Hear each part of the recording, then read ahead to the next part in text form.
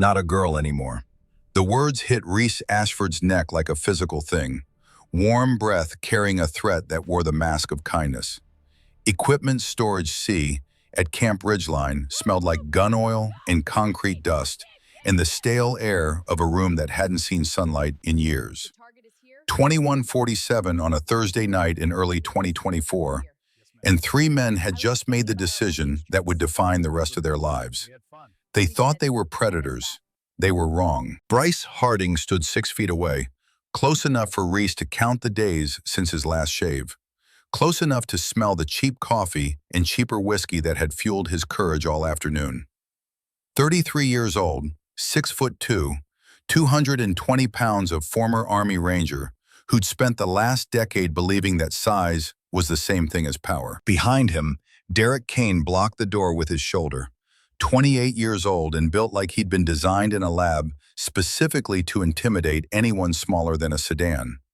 And between them, shifting his weight from foot to foot in the rhythm of a man whose conscience was still trying to save him, stood Logan Pierce, 25, the youngest, the uncertain one, the pendulum. Reese stood with her back to the equipment rack, olive green V-neck t-shirt tucked into military cargo pants, dog tags resting against her sternum, where her father's heartbeat used to be. 22 years old, 5'5", 125 pounds, long dark hair pulled back tight, not because regulation demanded it, but because loose hair gave men something to grab. And in the 68 hours since she'd accidentally told the truth about saving herself for marriage, she'd learned exactly what kind of men surrounded her at this godforsaken transit facility in Louisiana, where careers went to die and accountability went to disappear. Not a girl anymore, Bryce said again, stepping closer. That's what tonight's about, sweetheart, teaching you what the real world feels like. The hydraulic hinge on the door wheezed as Derek pushed it closed with his hip. The sound echoed in the concrete box, like a coffin lid settling into place. No cameras in Storage C, broken interior lock, 73 steps from the nearest guard station, and that guard was pulling a double shift and hadn't left his desk in 4 hours. Reese knew because she'd been counting. Had been counting since the moment her transfer orders compressed from 72 hours to 24, since the moment she understood that short timers weren't protected in places like this. Short timers were just opportunities nobody would miss. But here was the thing these three men didn't know, couldn't know, would learn in exactly 14 seconds.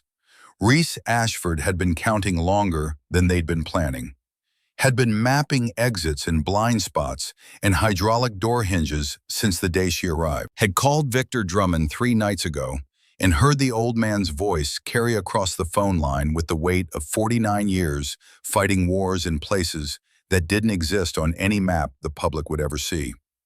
They're circling, Master Chief, 3 visible. The uncertain one is the most dangerous, Victor had said. He's the pendulum. Could stop it or make it worse, depending on which way he swings. What do I do? What I taught you. Map the space. Know your exits. Know their patterns. Know exactly where you'll stand when they make their move. And Master Chief, yeah, kid, how long do I have once it starts? Victor Drummond had survived Grenada in 1983 by killing 12 Cuban soldiers with nothing but his hands and a 3-second decision window. Had built a career teaching SEALs that the space between stimulus and response was where warriors were made or broken. His answer came without hesitation, delivered with the clinical precision of a surgeon describing an incision. 3 seconds to decide. After that, fear wins. But if you decide in those 3 seconds, you get 14 more to execute. And if I can't execute in 14, then you didn't decide fast enough. Reese had practiced the radial nerve strike 218 times before Victor nodded approval. Had spent 5 years in parking lots and off-hour ranges, learning that the human body was just a map. And if you knew the right landmarks, size became irrelevant. Strength became irrelevant. The only thing that mattered was precision and timing, and the cold understanding that violence wasn't about rage. Violence was geometry. Bryce took another step. 5 feet away now. His right hand came up slowly, reaching for the dog tags at her throat, reaching for the chain that connected her to a father she barely remembered, and a legacy she'd spent 17 years trying to understand. Behind him, Derek's weight shifted forward, preparing. And Logan Pierce, the youngest, the uncertain one, the pendulum, his hands came out of his pockets where they'd been hiding, and his palms were wet. "I'm going to ask you one time," Reese said. Her voice didn't rise, didn't sharpen, didn't carry anything except the absolute certainty of a woman who'd already made her decision 72 hours ago when she chose to walk into this room alone. Walk out that door, all three of you, right now. Nothing happens. Nobody gets hurt. Nobody's career ends tonight. Bryce laughed. Not loudly, the small, private laugh of a man who genuinely found the idea of being threatened by a 125-pound woman entertaining. Behind him, Derek grinned. Only Logan didn't react, and the silence from him was louder than any laugh could have been. "Sweetheart," Bryce said, closing the distance to 3 feet, "the only thing ending tonight is you pretending you're too good for the rest of us." His fingers touched the dog tags. Staff Sergeant Garrett Ashford, United States Army, killed in action, Ramadi, 2005. The metal was warm from resting against Reese's skin for the past 19 years. Warm from carrying the memory of a man who'd written one letter before he died. Warm from the weight of a father telling his 3-year-old daughter something he'd never get to say in person. "Tell Reese the most dangerous enemy won't wear a different uniform. He'll wear yours." Bryce's fingers closed around the chain, and Reese Ashford stopped being invisible. The first strike was Victor Drummond's radial nerve disruption. Palm heel to the inside of Bryce's right forearm, 2 inches below the elbow joint, where the radial nerve cluster runs close enough to the surface that precise impact shuts down every signal between brain and hand. Not a punch, not a slap. A surgical detonation of the nerve pathway that controlled grip strength and fine motor function in every finger. She'd practiced it 218 times on a heavy bag in San Diego, while Victor Drummond watched with eyes that had seen Grenada, in Panama, and every war since, and knew exactly what happened when men mistook silence for weakness. She only needed it once. Bryce's hand went dead, completely, instantly, catastrophically dead. His fingers released the dog tags and kept releasing, opening past the point of control, past the point of voluntary movement, the tendons no longer receiving the electrical impulse that told them to close. For half a second, his brain didn't understand what his body already knew.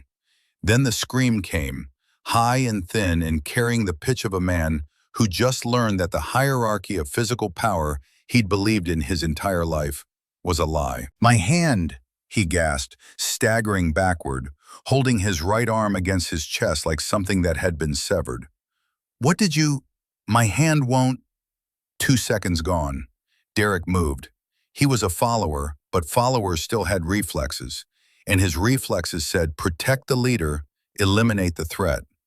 He came off the door frame fast, both hands reaching for Reese's shoulders in the grab and control technique that every large man defaults to when facing someone smaller. The technique that relied on mass and strength, and the assumption that once you got your hands on them, the fight was over. Reese let him reach, let his hands close the distance, let his fingers make contact with her olive green t-shirt.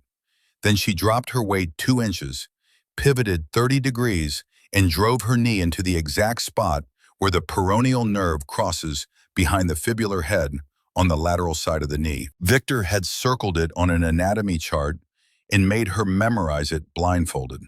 Find it in the dark, he'd said. Find it under stress. Find it when your hands are shaking and your heart is trying to climb out of your chest. Because in combat, you don't get time to think. You only get time to execute. Derek's right leg stopped working. The knee buckled sideways with a sound that was more mechanical than human, the crack of a joint losing its structural integrity, the wet pop of ligaments deciding they were done holding things together. He went down hard, both hands leaving Reese to grab at the leg that had betrayed him, and the sound he made wasn't a scream. It was the high, thin whine of an animal that had just learned what a trap feels like from the inside. 5 seconds gone, Logan Pierce was still standing, frozen. His face had gone the color of old paper, and his eyes were doing the rapid, panicked calculation of a man whose entire understanding of how the world worked had just been demolished in front of him. He could walk away. The door was right there. Derek was on the ground holding his knee and making sounds that would haunt every dream he had for the next decade. And Bryce was staring at his dead hand like it belonged to someone else. But Logan could still leave. "Walk away," Reese said again. Same voice, same tone, same calm. Last chance. He didn't walk. She could see the moment the decision crystallized in him. Not courage, not conviction, just the panicked loyalty of a man who was more afraid of being seen as a coward by his friends than he was of the woman who just dismantled both of them. He lunged forward, arms wide, going for a tackle that would use his weight advantage to end the fight on the ground, where size mattered and technique didn't. Reese stepped sideways, let his momentum carry him past her center line. And as he passed, she delivered a single, controlled strike to the solar plexus, the cluster of nerves at the base of the sternum that controls diaphragm function. Not the wild haymaker of a bar fight, the precise, measured impact that Victor Drummond had taught her stops breathing for 15 to 30 seconds while the body reboots its most fundamental system. Logan's body folded. He went down on his knees, then onto his hands, his mouth opening and closing in the universal language of a man who couldn't breathe and didn't understand why. The sound coming from his throat wasn't words. It was the desperate, fish-out-of-water gulping of someone whose diaphragm had just received the message that it was taking a break and the lungs could figure out their own problems. 14 seconds. 3 men, 3 precise strikes, 0 rage. The room was quiet except for breathing. Bryce's ragged gasps as feeling started returning to his hand in waves of electric agony.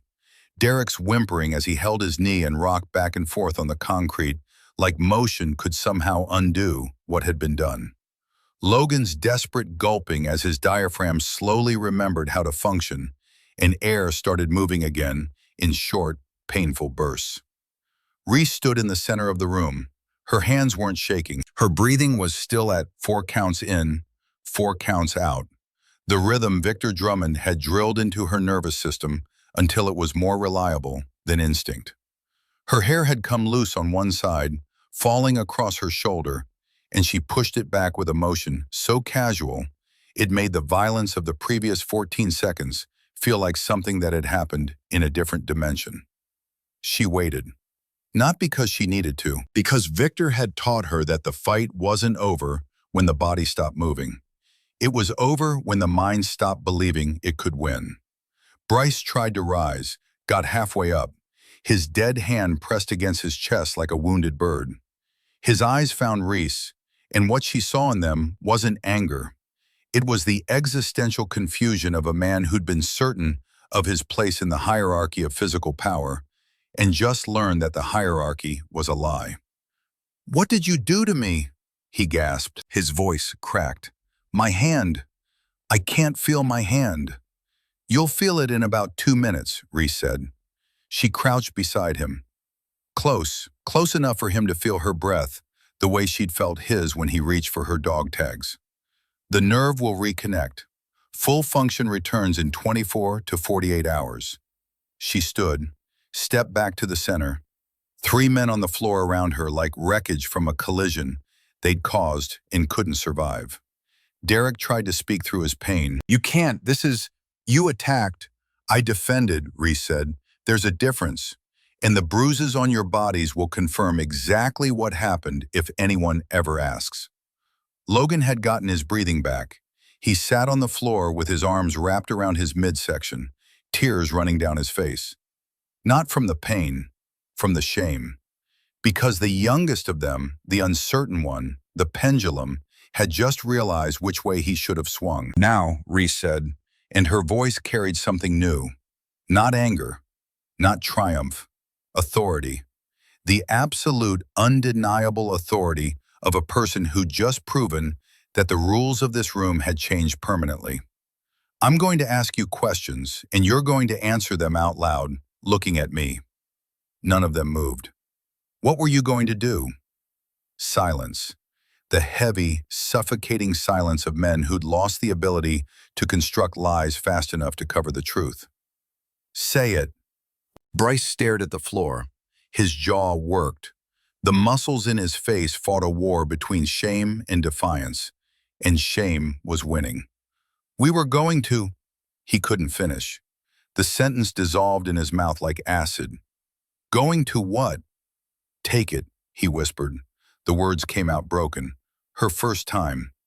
Reese didn't react, didn't blink. She turned to Derek. And you? Derek was still holding his knee. Tears and sweat mixed on his face. We thought, his voice barely carried across the 3 feet between them, we thought she needed to be shown. Shown what? What it was like. His voice was barely a whisper. We thought we were helping. Helping. Reese let the words sit in the air between them like something rotting. And you. She turned to Logan. He wouldn't look up. His hands were shaking. His whole body was shaking. When he spoke, the word came out so small it almost wasn't there. Correction. He swallowed. Training. Reese stared at him. At the 25-year-old man sitting on a concrete floor with tears on his face and the word correction hanging from his lips like a confession extracted under conditions no court would accept. You believe that? I don't know what I believed. His voice cracked. I don't know. The door clicked open. Not loudly, not dramatically, just the slow mechanical swing of the hydraulic hinge, announcing that the seal on this room had been broken. 2 women stepped inside, standard rotation, probably heading for their own gear check. They froze. Their eyes swept the room. 3 men on the floor, 1 woman standing. The unmistakable geometry of something that had gone violently and permanently wrong. The taller one started to speak. Should we? Stay, Reese said. Her voice was different now. Not hard, not cracked, just undeniable. Stay and see this. They stayed. 1 against the wall, 1 near the rack, neither speaking. Both watching with the intensity of women who recognized what they were seeing because they'd spent their entire careers navigating the periphery of it. The taller woman was Blair Sutton, corporal, 26 years old. She'd left the coded message in Reese's gear checklist 3 days ago. Storage C, no cameras, they're planning. She'd calculated this moment down to the second, had opened that door at exactly the right time to create witnesses before the men could claim mutual combat or that Reese had instigated. Blair met Reese's eyes. A question passed between them without words. You okay? Reese answered with the smallest nod. Blair pulled out her radio. This is Corporal Sutton. I need the duty officer at Equipment Storage C. We have a situation that requires immediate command attention. Bryce tried to speak. This isn't. Reese turned back to the 3 men, slowly, fully. You don't get to be feared anymore. The words came out steady and measured, and heavier than anything she'd ever said. You don't walk around like you're powerful. You don't hold authority with your silence. Not after this. She pointed at the 2 women. They saw it. She pointed at the room. This space remembers. She pointed at the door. You leave when I say you can. Nobody moved. Nobody breathed. And then they broke.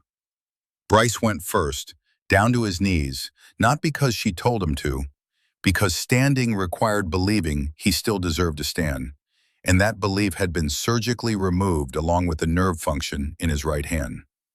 Derek followed, then Logan, who was already on the floor and simply stopped trying to get up. 3 men kneeling, not because they were ordered to, because they'd run out of every other option.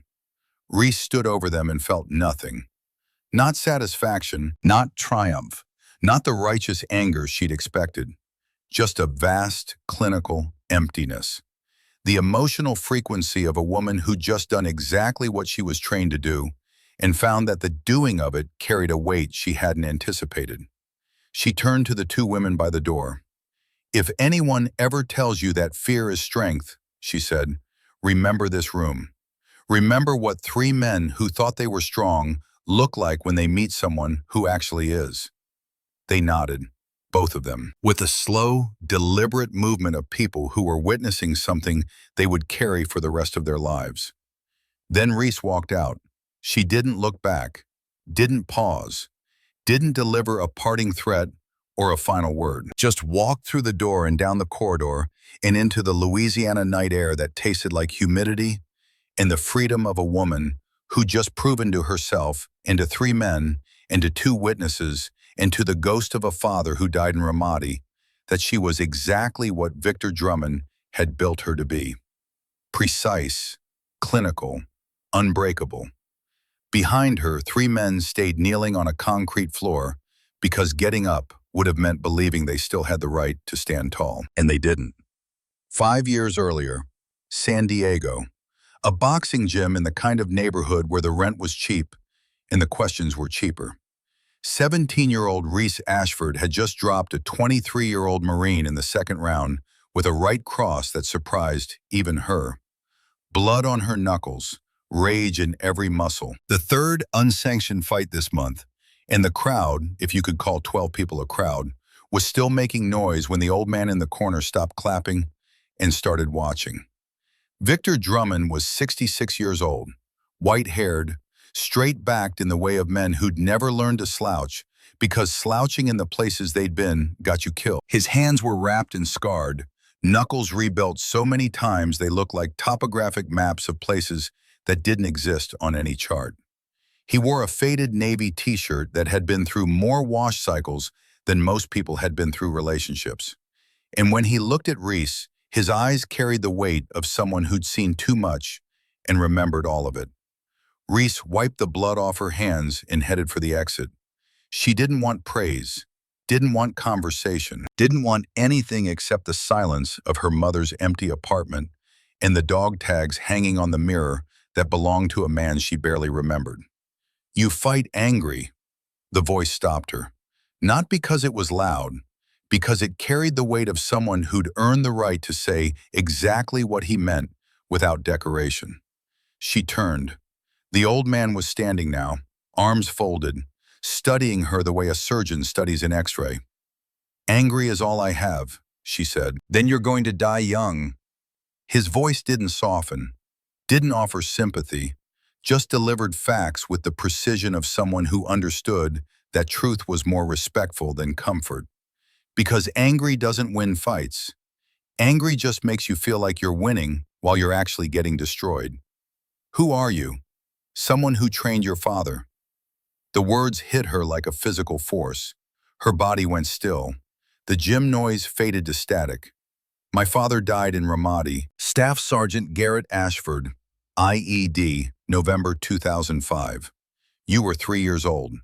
The old man's voice didn't soften, didn't offer sympathy, just facts delivered with the precision of someone who understood that truth was more respectful than comfort. "He was one of mine.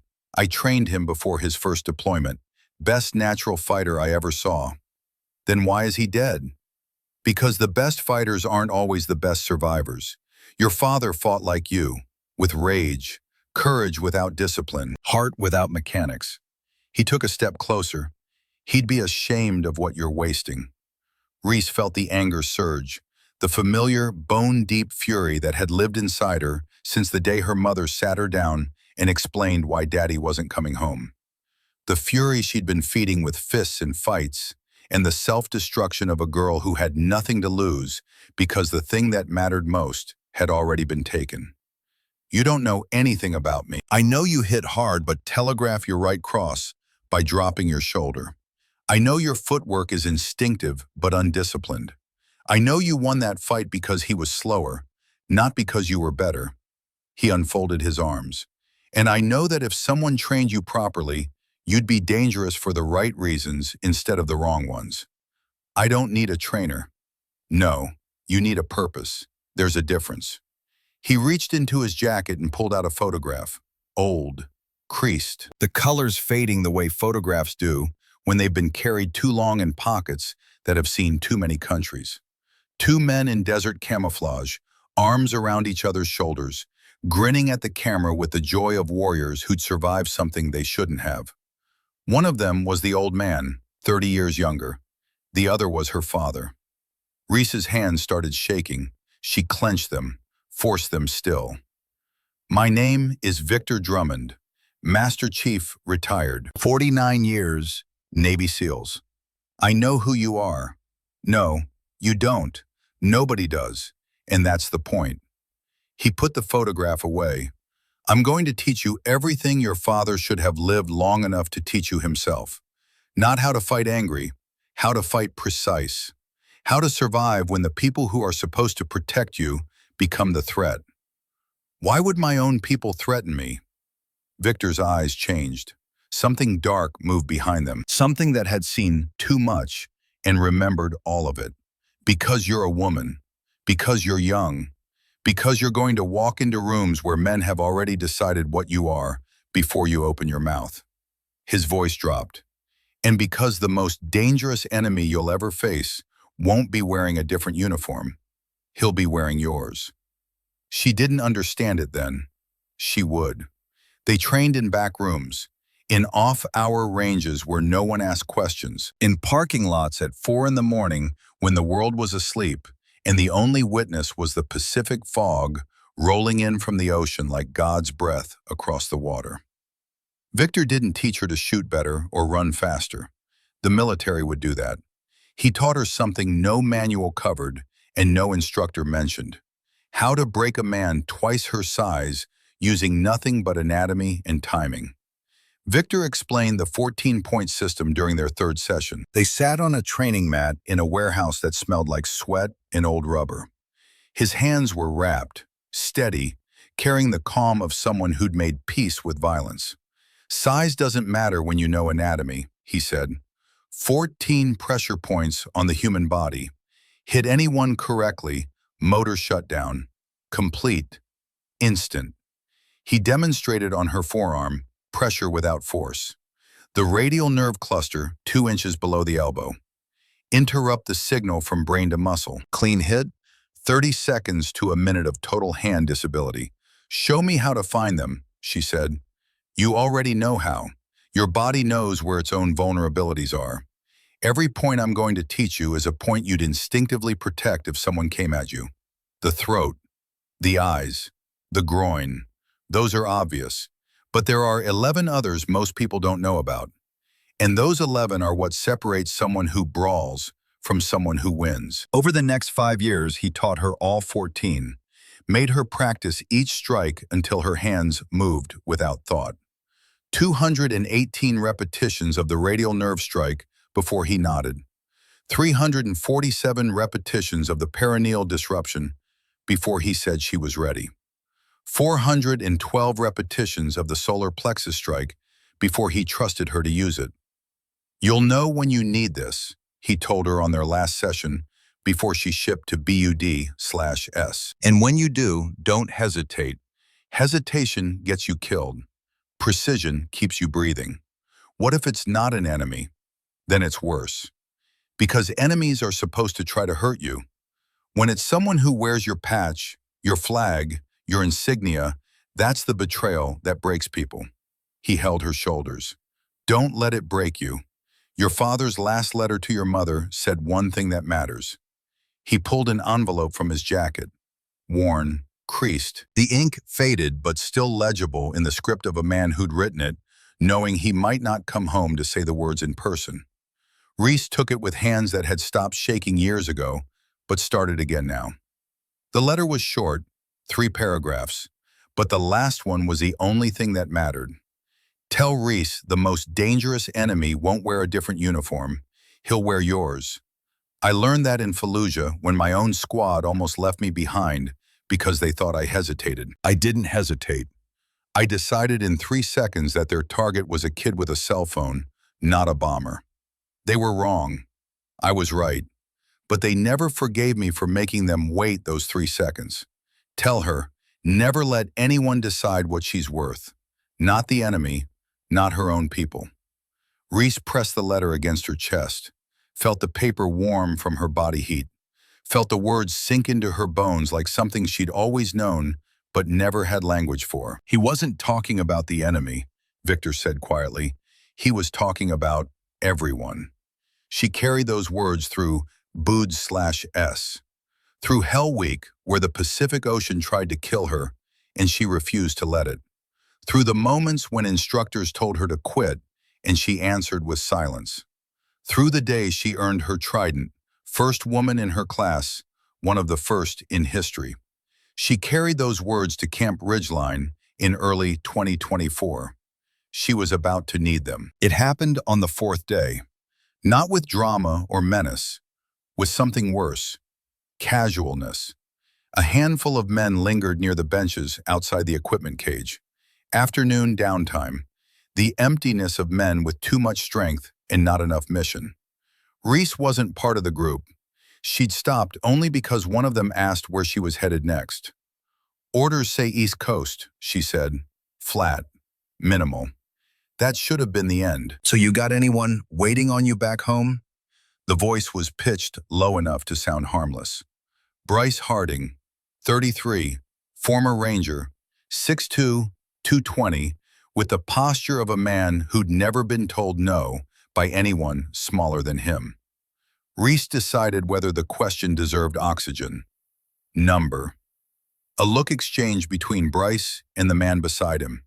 Derek Kane, 28, built like a weapon but with eyes that followed instead of led. The kind of man who needed someone else to tell him what to think. "Career first, huh?" Bryce said. "Discipline matters." Another pause. Longer. The energy shifting like weather you feel in your ears before the storm hits. "So what about before all this?" Bryce leaned forward. "You know, relationships, experiences." She turned to face them, calm, no tension, no defensive edge, just honesty delivered the way Victor taught her to deliver everything, clean and unadorned. "I'm a virgin," she said, saving myself. The silence that followed wasn't confusion. It was recalculation. Someone laughed. Too fast. Too loud. The kind of laugh people use to buy time when reality doesn't fit the shape they expected. "No way," Derek said. "I'm serious." "You're kidding." "I don't kid about things like that." That's when it happened. Not the laughter, the change. The way their eyes stopped skimming and started measuring. The way bodies shifted, weight redistributing, like a group that had collectively leaned forward without realizing it. Bryce tilted his head. His voice dropped into something almost thoughtful, almost gentle, almost worse than shouting. "That's not how this world works, sweetheart." The others didn't challenge him. They didn't need to. Because in that moment, something locked into place between them. An idea so ugly in its simplicity, it didn't need words. She wasn't experienced. She wasn't hardened. She hadn't been tested. And in their minds, that meant she wasn't finished yet. The conversation drifted after that. Not back to normal, sideways. Jokes resumed, but they weren't aimed at her anymore. They were about concepts, about weakness, about what breaks people. None of them met her eyes. Not because they were embarrassed, because they were already planning. She excused herself, cited a gear check. No one stopped her. No one followed. But as she walked away, she felt it. The weight of attention that wasn't pursuit. Something worse. Claim. Behind her, barely under his breath, Bryce muttered to Derek, "Someone's going to fix that." "Yeah," Derek answered. "Life will." They laughed. She didn't hear it. But the damage was done. Because from that moment, she wasn't just passing through Camp Ridgeline. She was a problem they believed needed solving. She called Victor that night from the latrine, the only place with enough privacy for a conversation she didn't want anyone to hear. "They're circling, Master Chief." "How many?" "3 that I can see, maybe more watching." Victor was quiet for a moment. She could hear him breathing, the measured rhythm of a man who'd survived 49 years of combat Not because he was fearless, but because he was precise. Tell me about the lead. 6'2", 220, former Ranger, name's Harding. He's not impulsive. He's organizing, giving the others permission. And the others? One follower. Does whatever Harding says. One younger, maybe 25. He's uncertain, hasn't committed. The uncertain one is the most dangerous. He's the one who'll either stop it or make it worse, depending on which way the wind blows. What do I do? What I taught you. Map the space. Know your exits. Know their patterns. Know exactly where you'll stand when they make their move. You're sure they'll make a move? Victor's voice carried something she'd only heard twice before. Once when he talked about Grenada, once when he talked about her father. Reese. Men who think virginity is a deficiency they're entitled to fix don't change their minds. They escalate. They convince themselves they're helping. That's the most dangerous part. They'll believe they're doing you a favor. He paused. And when they come, remember what I taught you. Precision, not rage. You fight angry. You give them the excuse they need to call it mutual. You fight clinical. They never recover. Another pause. And Reese, yeah, 14 points.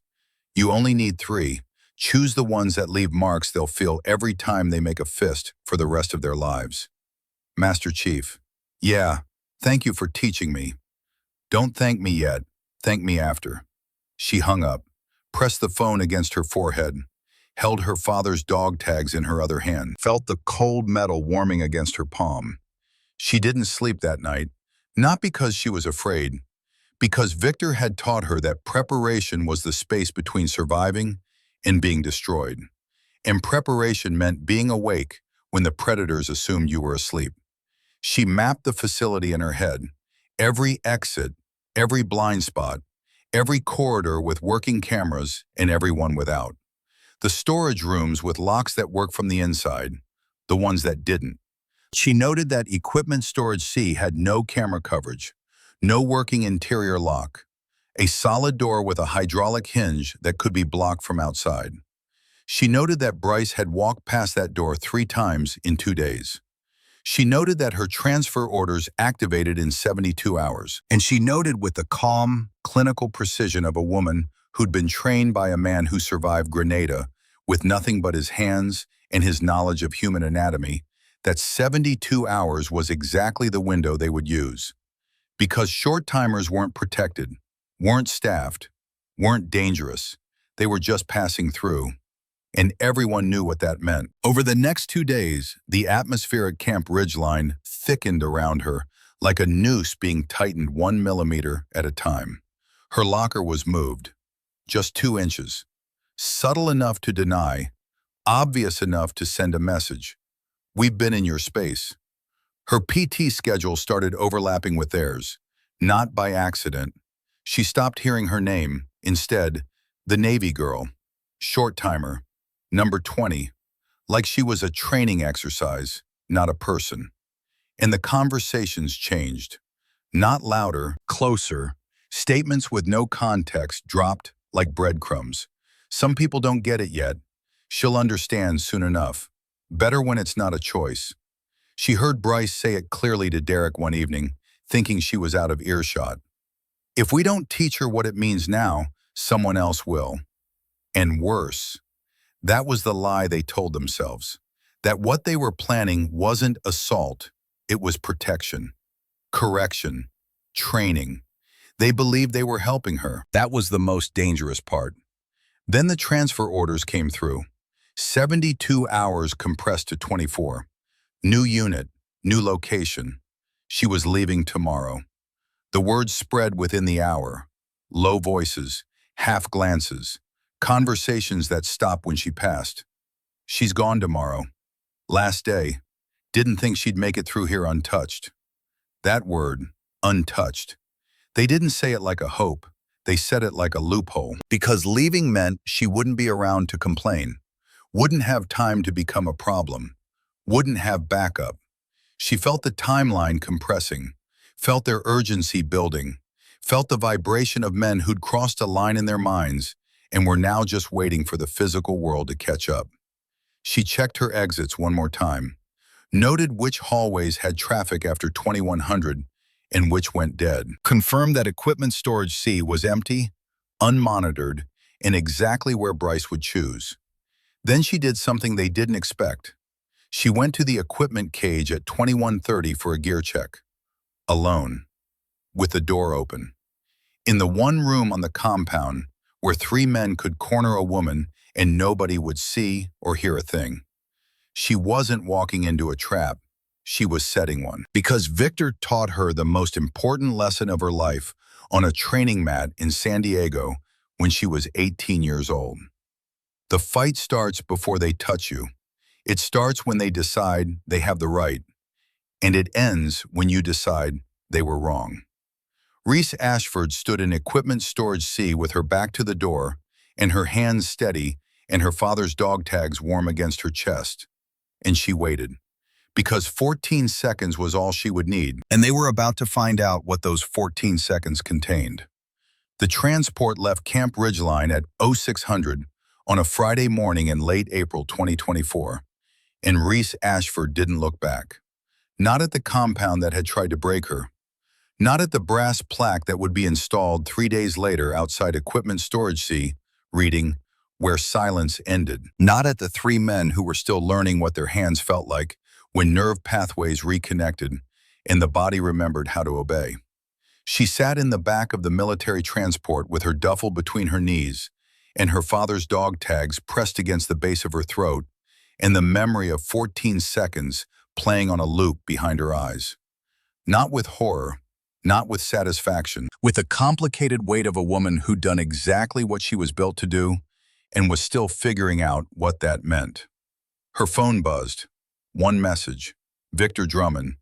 "How many seconds?" she typed back. 14. "Which points?"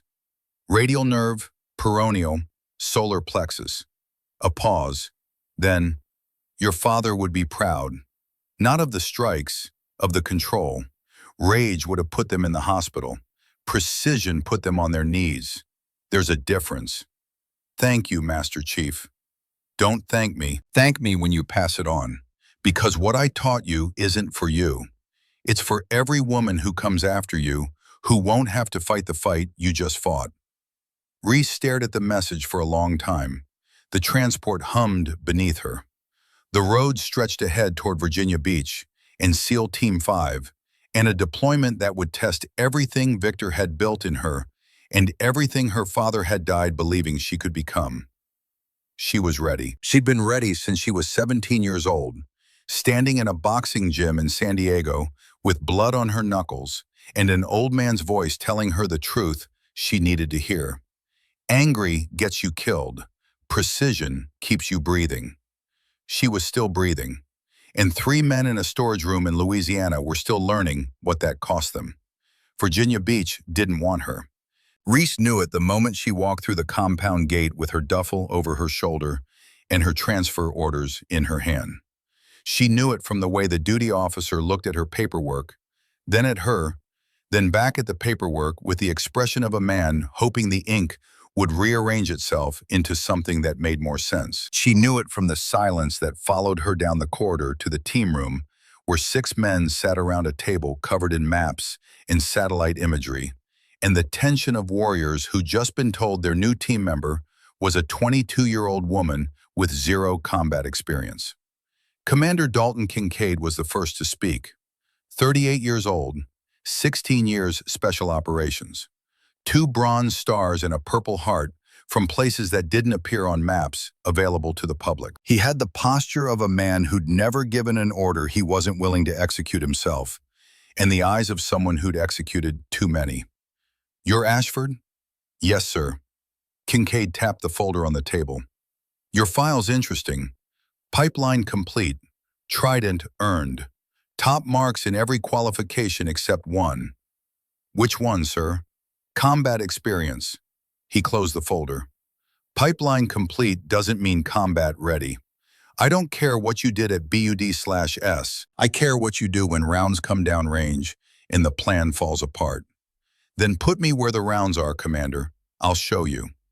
Something shifted in his eyes. Not respect, not yet, but the dismissal that had been there when she walked in flickered, replaced by something closer to curiosity. Bold words for someone I haven't seen under fire. Bold words are all I've got until you give me the chance to back them up. Kincaid looked at the men around the table.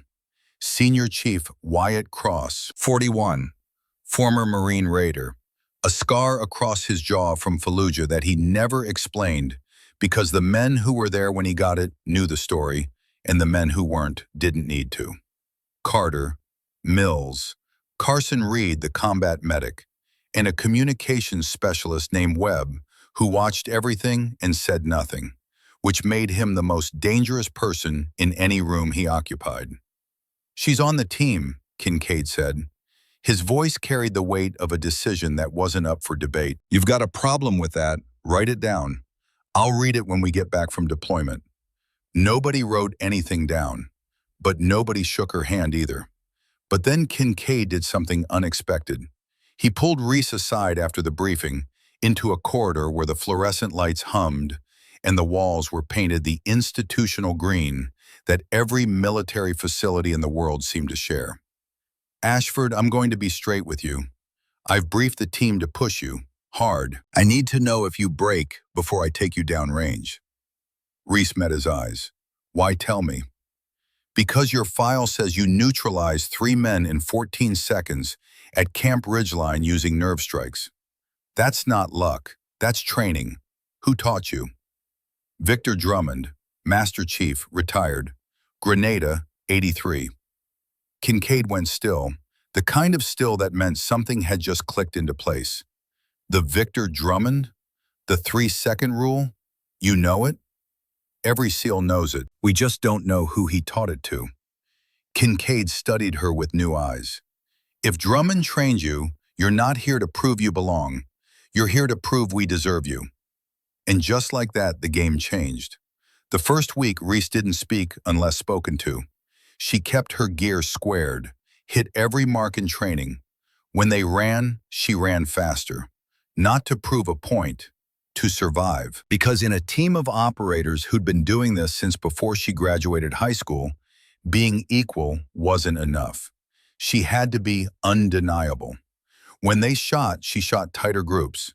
When they studied target packages, she memorized details they missed. Building layouts, escape routes, the inconsistencies in satellite imagery that indicated fortified positions intelligence hadn't flagged. Not to show off, to stay alive. The second week, Kincaid put her on point during a room-clearing drill.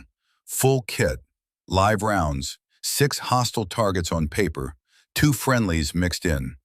The kind of scenario designed to create hesitation, because hesitation in close quarters meant someone died.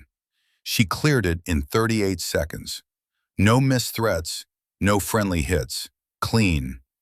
Kincaid didn't congratulate her, just nodded and moved to the next drill.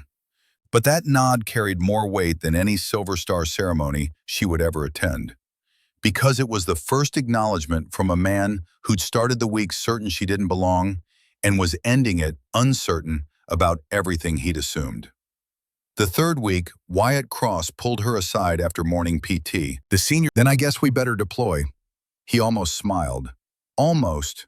The corner of his mouth twitched in a way that suggested the muscles remembered how to form the shape, but hadn't been given permission in a very long time. "Careful what you wish for, Ashford." The fourth week, the call came. 48 hours to wheels up. Target package briefing at 1400.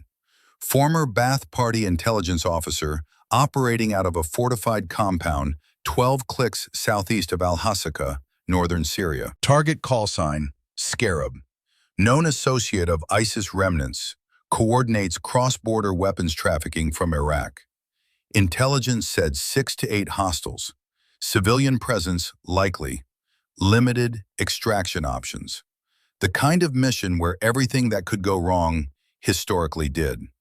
Kincaid briefed the team with maps and satellite photos spread across the table like a surgical plan. Reese listened, absorbed. When he asked for questions, she had 3, all tactical. all relevant, all revealing a level of operational understanding that made Webb raise an eyebrow and uncross his arms. If intelligence says 6 to 8, she said, what's our contingency for double that? We adapt, Kincaid said. Adapt how? If we breach with 6 operators and find 14 hostiles in fortified positions, the math doesn't work. We need a fallback rally point and a designated marksman covering our extract. Kincaid studied her. The room went quiet. It wouldn't be the last. The night before the operation, Reese sat alone in a dusty tent on a forward operating base that didn't have a name, field stripping her M4 carbine for the 4th time. The repetition wasn't maintenance. It was meditation. The same ritual Victor had taught her. Hands in motion, mind in focus. Fear converted into preparation through the discipline of doing something you could control while waiting for something you couldn't. Kincaid sat down across from her without asking permission. For a long moment, he just watched her hands move with the mechanical precision that came from doing something so many times the body remembered better than the mind. Nervous? He asked. She didn't look up. No. Liar. She paused, looked at him. Maybe a little. Good. He leaned forward. Nervous keeps you sharp. Fearless gets you killed. He stood, started to walk away, then stopped, turned back. Ashford, if something goes sideways tomorrow, I need to know you'll do what needs doing. Not what feels right, what needs doing. She met his eyes. I will. That's all I need to hear. He walked out, and Reese sat in the silence of a tent on a forward operating base that didn't have a name, holding a rifle that had never been fired in anger, wearing her father's dog tags against her chest, and understanding for the first time what it meant to be trusted by someone who'd spent 3 weeks looking for a reason not to trust her. The operation launched at 03:17. 6 operators, 2 vehicles, 15 minutes to the target compound. No moon. Dust in the air thick enough to taste. Reese was 4th in the stack, Kincaid on point, Cross behind him, Carter and Mills next, then her, then Carson Reed, the medic, at the rear. They breached at 03:17 exactly. Flashbang through the door. Entry team flowing with the choreography that came from doing this 100 times before. Reese moved with them, smooth, controlled. M4 up, selector switch on semi-auto, finger indexed along the frame. Her sector of fire clear. 2 hostiles down in the first room. Clean shots, center mass, no hesitation. The first time she'd ever killed a human being. Her hands didn't shake. Her breathing stayed at 4 counts in, 4 counts out. Victor's rhythm. The rhythm that held when everything else fell apart. Second room, Carter took point, opened the door, caught a burst from an AK-47 on full automatic. 3 rounds hit his plate carrier, knocked him backward, but didn't penetrate. He hit the wall, stunned, wind gone. Reese stepped past him before anyone else could react. Through the door into a room that intelligence said should be empty, and wasn't. 2 hostiles, one with the AK that had just hit Carter, one reaching for something on a table that she couldn't identify and couldn't risk letting him reach. 2 shots, 2 kills, both in under a second. Clear, she called. Her voice didn't waver. Behind her, Carter was getting to his feet, hand pressed against his chest where the rounds had impacted. He looked at Reese, looked at the 2 dead men she just put down. Then he said the first personal thing he'd ever said to her. Thanks, Ashford. You'd do the same. Yeah, but I didn't have to. Third room. The compound was bigger than intelligence projected. More hallways, more doors, more places for hostiles to hide and wait and ambush. Kincaid was calling adjustments on the fly, his voice steady in her earpiece. The voice of a man who'd done this enough times to know that no plan survived contact with the enemy, and the only thing that mattered was the ability to adapt in real time. Ashford, move to East Corridor. Cross, you've got West. Carter, hold the breach point. Mills, on me. Reese moved fast, controlled. The east corridor stretched ahead of her, dark and narrow, the kind of space where ambush was inevitable, and the only advantage was speed and precision. She cleared 2 more rooms, both empty. Then the fourth door, and behind it, the sound that changed everything. Gunfire. Not the contained professional bursts of her team, the wild, sustained spray of fighters who'd been waiting in prepared positions. Contact. Kincaid's voice over the radio. Tight, urgent, heavy contact. Main corridor. We are pinned. How many? Reese asked. At least 10, maybe more. They knew we were coming. The intelligence was wrong. Not 6 to 8 hostiles, 14 minimum. Fortified positions. Appeared fields of fire. The compound was a trap, and Kincaid's team had walked into it. Reed's hit. Mills's voice shouted over the radio. Medic is down, through and through, right shoulder. He's in the open. I can't reach him. Reese's blood went cold. The combat medic, the one person who could keep wounded operators alive, was lying in the open between 2 firing positions, bleeding, unreachable. Where? She asked. Main corridor, 30 meters from the breach. He's behind a support column, but it's not covering him. The fire is coming from 2 directions. Can anyone reach him? Silence on the radio.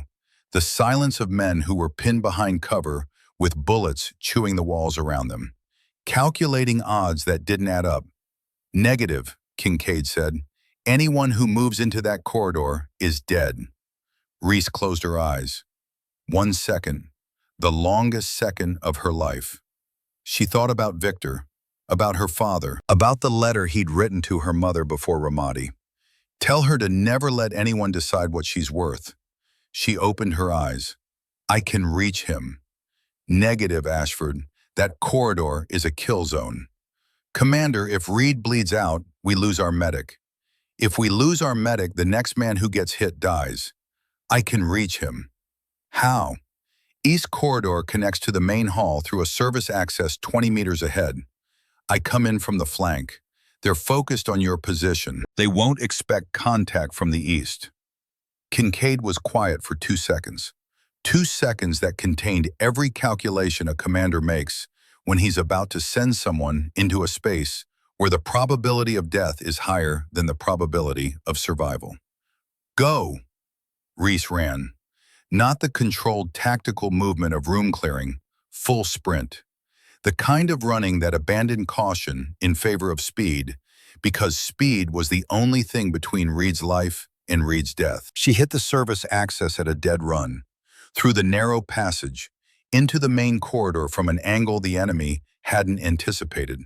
And there was Reed, 24 years old, the youngest on the team, lying behind a concrete column that covered his legs but left his torso exposed. His right shoulder soaked dark, his face the gray-white color of a man losing blood faster than his body could compensate. 3 fighters held positions at the far end of the corridor. Their fire was concentrated on Kincaid's position, 40 meters in the opposite direction. They hadn't seen Reese, not yet. She didn't hesitate. Victor's voice in her bones. Hesitation gets you killed. Precision keeps you breathing.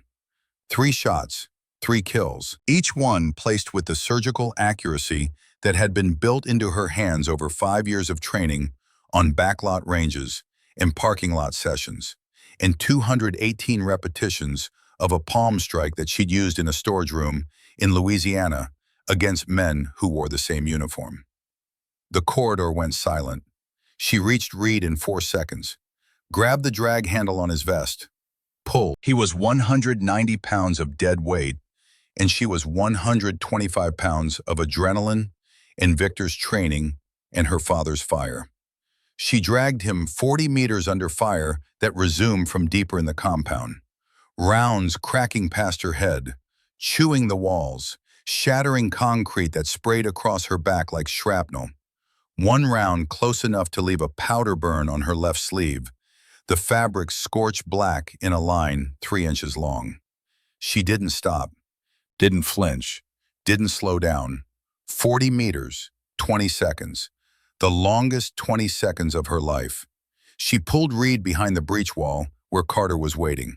The older operator grabbed the medic, pulled him to safety, started applying pressure to the shoulder wound with hands that had done this before, and prayed they'd never have to again. Reese didn't stop moving. She dropped to one knee, checked her magazine, keyed her radio. "Commander, I've got an angle on their eastern position. 3 fighters, maybe 4, concentrated behind a barricade at the main hall junction. Can you take them?" "I can do better. If Cross pushes west and I push east, we collapse their position from both sides. They can't cover 2 angles." Kincaid was quiet for 1 second. "Cross, you copy?" "Copy, actual. Moving west. Ashford, you take east. On my mark." "Ready. Mark." Reese moved through the corridor she just cleared, past the bodies of the 3 men she'd killed minutes ago, into a flanking position that gave her a line of sight on the enemy barricade. She pied the corner the way Victor taught, small slices of visual. Never commit until you own the angle. Cross appeared from the west, big, scarred, moving with the quiet lethality of a man who'd been doing this since before Reese was born. The enemy fighters realized too late that they were being compressed from 2 sides. They tried to reposition. Too slow. Reese and Cross fired simultaneously, coordinated without words, the kind of synchronization that wasn't trained, but earned through the shared understanding of 2 warriors who just decided to trust each other with their lives. 4 fighters down in 6 seconds. The compound fell silent. The high-value target was captured alive. Scarab. Zip-tied and face down in a back room, surrounded by intelligence materials that would keep analysts busy for months. Documents detailing weapons caches from Mosul to Damascus. Bank accounts in Beirut. Names of facilitators operating in Turkey. Kincaid counted heads. 6 operators, all breathing. Reed wounded but stable. Carter bruised but functional. Everyone else intact. He walked to Reese. She was kneeling beside her rifle, checking her magazine count out of habit, her hands steady, her olive green t-shirt dark with sweat and concrete dust and someone else's blood. The powder burn on her sleeve still smoking slightly. "Ashford." She looked up. "I was wrong about you." His voice carried something she'd never heard from him before. Not respect, which was earned and professional, but something deeper. Admission. The raw, uncomfortable sound of a man dismantling his own assumptions in real time. "I need you to hear me say that." She stood. "I didn't come here to prove anything, Commander. I came to do the job." "You did more than the job. You saved Reed's life. You changed the tactical situation. You took command of a flanking maneuver under fire that most operators with 10 years' experience wouldn't have attempted. I did what needed doing. Like you asked." Kincaid extended his hand. She shook it. "I'm putting you in for the Silver Star," he said. "Every man on this team is co-signing it.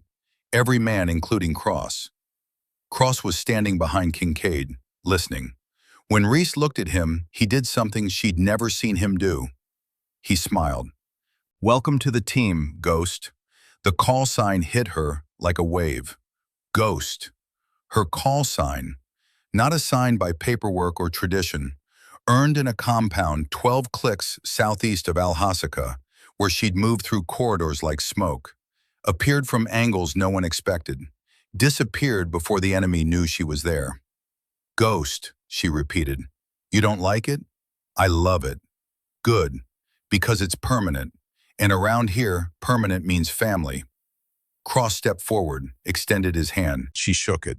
Felt the scar tissue on his palm, the rebuilt knuckles, the grip of a man who'd earned every mark on his body. "You know what ghost also means?" he said quietly, so only she could hear. "It means you carry ghosts. Your father, Drummond. The chain of warriors never dies.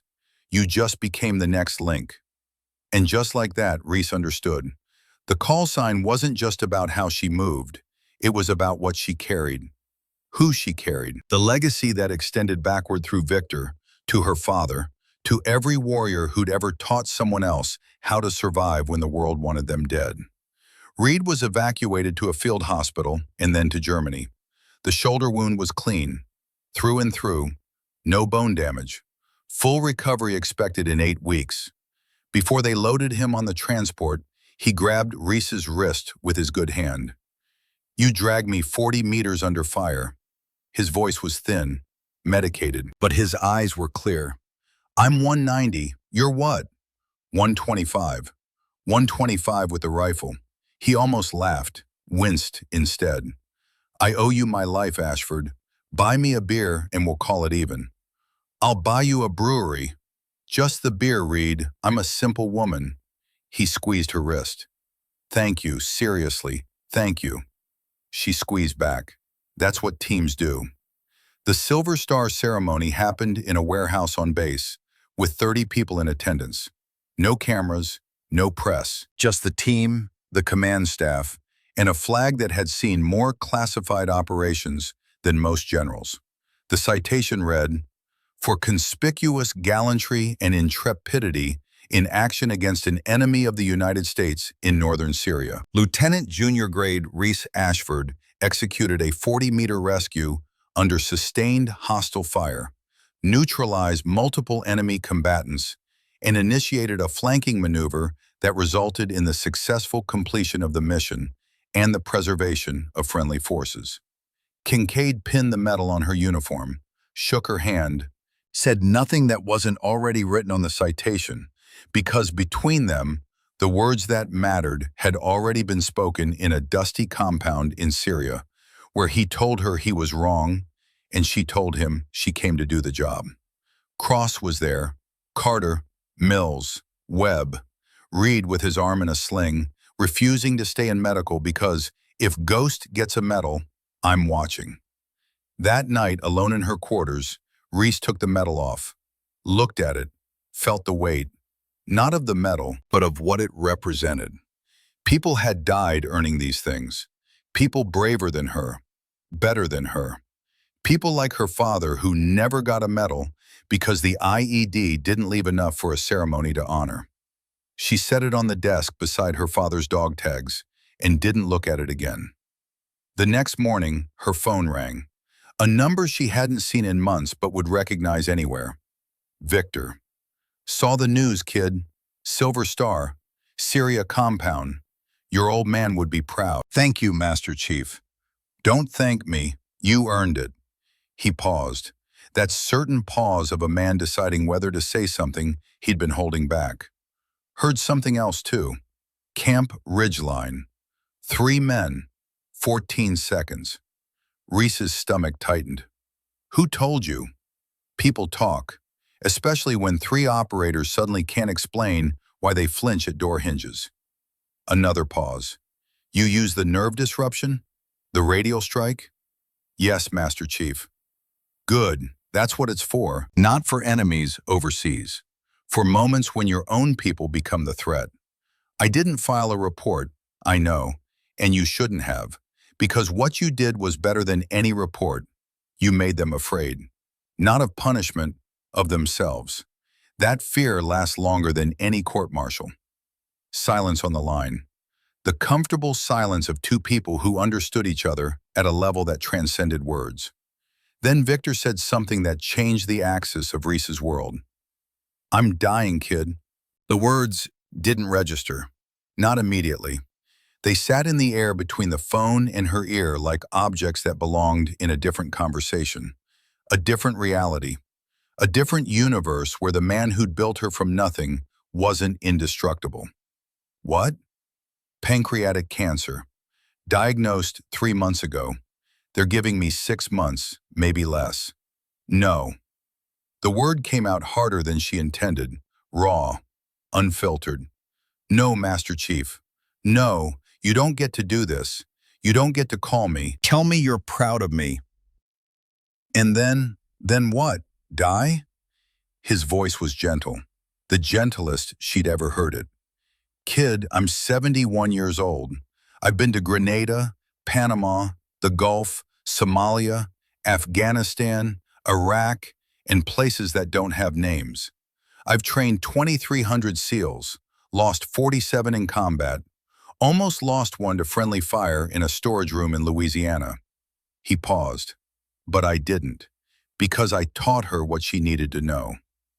Reese pressed the phone against her forehead. Tears she hadn't allowed herself in years burned behind her eyes. You can't leave me too. I'm not leaving you. I'm passing the torch. There's a difference. He coughed. The sound was wrong, deeper, wetter than it should have been. Listen to me, Reese. What I taught you isn't for you. It never was. It's for the women who come after you. The ones who will walk into rooms where the men have already decided what they are. The ones who need someone to teach them what I taught you. That strength isn't about size. It's about precision, about knowing what to protect and having the skill to protect it. I'm not ready for that. Nobody's ever ready. That's the point. You just do it anyway. Another cough. There's a ceremony, my retirement, Naval Amphibious Base Coronado. 3 weeks. I want you there. I'll be there. Bring the silver star. I want to see it in person. I'll bring it. And Reese. Yeah? Wear that olive green shirt, the one you always wear. I want to see you looking like yourself, not like the Navy dressed you up. She laughed through the tears, the kind of laugh that sounds like breaking and healing at the same time. I'll wear the stupid shirt. Good girl. Don't call me girl. You're right. Good warrior. Better. He paused one more time. 3 weeks. Coronado. Don't be late. I won't. She hung up, sat on the edge of her bunk, holding the phone in one hand and her father's dog tags in the other, and let the tears come. Not the controlled, private tears she'd rationed to herself in dark rooms and empty hallways. Real tears. The kind that shook her body and stole her breath and didn't care about rank or protocol or the image she'd been maintaining since she was 17 years old. The grief came in waves. For Victor, 49 years given to a country that would never know the full extent. For 2,300 SEALs carrying his knowledge into places he'd never see. For 5 years spent building a broken girl into a warrior. For her father, the man she barely remembered, dog tags warm against her chest, last words that became her foundation. For the 17-year-old who'd been angry and lost. For the 22-year-old who proved precision was stronger than rage. For the woman becoming someone who'd carry Victor's knowledge forward because he was running out of time. And when the tears stopped, she felt something settle inside her. Not peace, not acceptance, something harder than both. Resolution. The unshakable certainty of a woman who understood that the people who build us don't belong to us forever. They belong to the chain. The knowledge moving forward through hands that touch hands, that touch hands. Extending past any single life into something that outlasts everyone. Victor was dying. That was a fact she couldn't change. But what he'd built in her, the precision, the discipline, the understanding that real strength protects instead of takes, that would outlive them both. She wiped her face, squared her shoulders, put the phone down, and started thinking about what came next. Because warriors don't stop when the world breaks. They rebuild, they adapt, they find the next mission. And Reese Ashford's next mission was the hardest one she'd ever face. Not combat, not predators, not the enemy in a foreign compound. Saying goodbye to the man who made her. The ceremony was held on a Friday afternoon in late August at the Naval Amphibious Base in Coronado. 200 people filled the space. Officers, enlisted, family members, former teammates whose faces carried the geography of men who had been to places that didn't exist on any map the public would ever see. 3 former commanding officers, a retired admiral who had flown in from Virginia specifically because Victor Drummond had saved his platoon in Panama in 1989, and he'd never had the chance to say it publicly. Reese stood in the front row wearing her olive green V-neck t-shirt under her dress uniform jacket, which she'd left deliberately open because Victor had asked her to wear the shirt.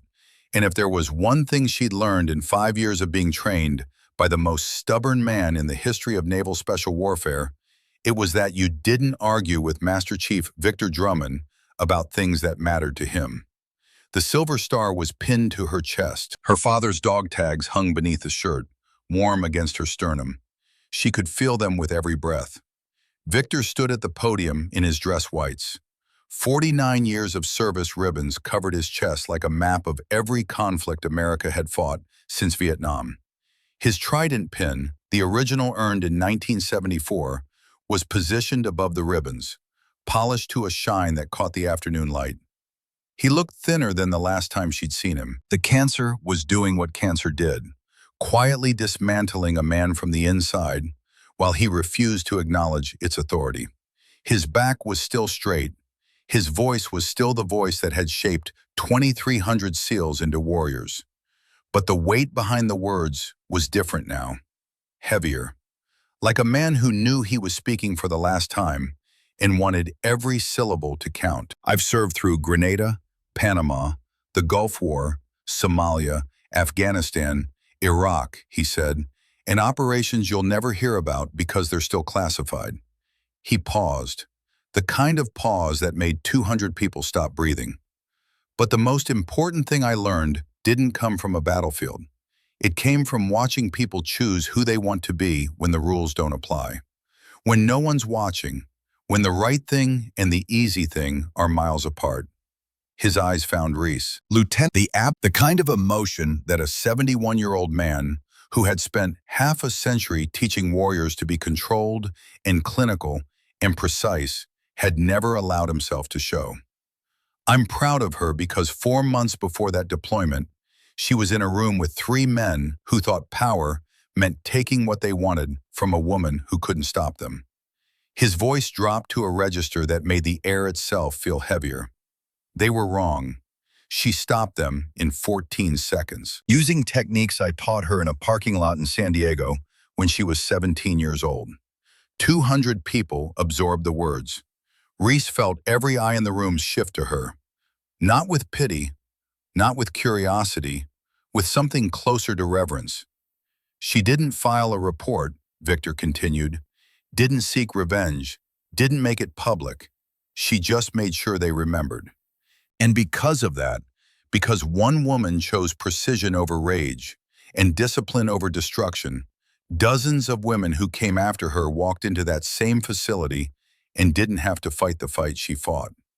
He looked directly at her. The gray eyes that had seen her at 17, angry and broken, fighting because fighting was all she had, now saw her at 22. Still fighting, but for different reasons. Better reasons. That's leadership. That's legacy. That's the thing I spent 49 years trying to teach. And she learned it faster than anyone I've ever trained.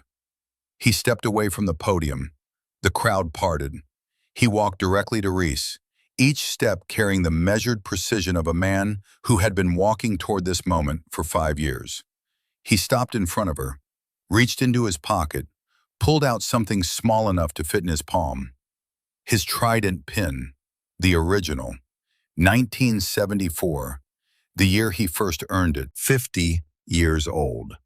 The metal was worn smooth in places where his thumb had rubbed it during moments no one would ever know about. Decisions made in darkness, lives balanced on the weight of a single choice. The loneliness of a man who carried his country's secrets like stones in his pockets. This survived Grenada, he said. His voice was quiet now, just for her. Survived Panama. Survived every operation I ran for 49 years. Survived me. He held it out. Now it's yours. Master Chief, I can't. You already did. In that room, on that mountain in Syria, every time you chose precision over rage. This is just metal, Reese. What you carry is knowledge, and knowledge is only valuable when you pass it on. He pinned it to her uniform. Right next to the silver star, his hands were steady. The hands that had taught her to strike radial nerves and disable men twice her size and survive in spaces that weren't built for her. Then he saluted. Reese returned it. Her hand was shaking. The first time her hand had shaken since the storage room at Camp Ridgeline. Not from fear, Not from weakness, from the weight of receiving something that represented a man's entire life compressed into a piece of metal smaller than her palm. The crowd erupted, applause that carried the force of people who understood they were witnessing the transfer of something that couldn't be measured or replicated or bought. A legacy passing from one warrior to another across the gap between generations. Reese felt the tears building, fought them, lost. Let two fall before she locked everything else behind the discipline Victor had built in her over 5 years. Not here, not now, later. After the ceremony, she found him alone near the beach. He was standing at the water's edge with his hands clasped behind his back, looking out at the horizon where the Pacific met the sky. The same ocean that had tried to drown her during Hell Week. The same water that had witnessed 50 years of seals being forged and broken and rebuilt. She walked up beside him, didn't say anything, just stood. "You're thinking about it, aren't you?" he said without looking at her.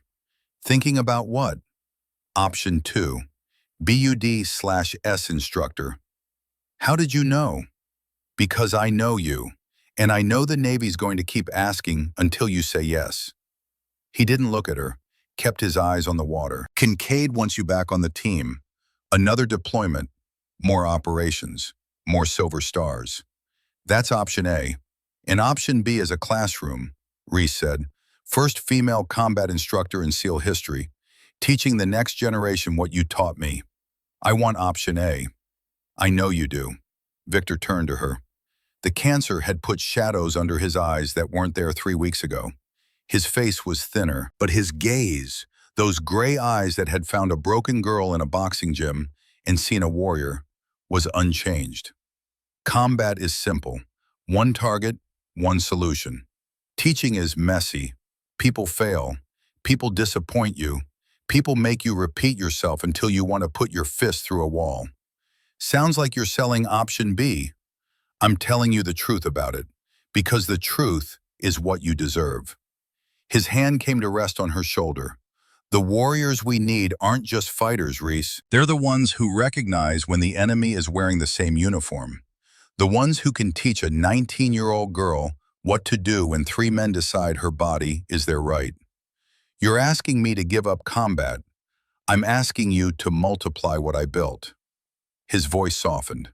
One warrior saves lives on one mission. One teacher creates 100 warriors who save lives on 100 missions. The math isn't complicated.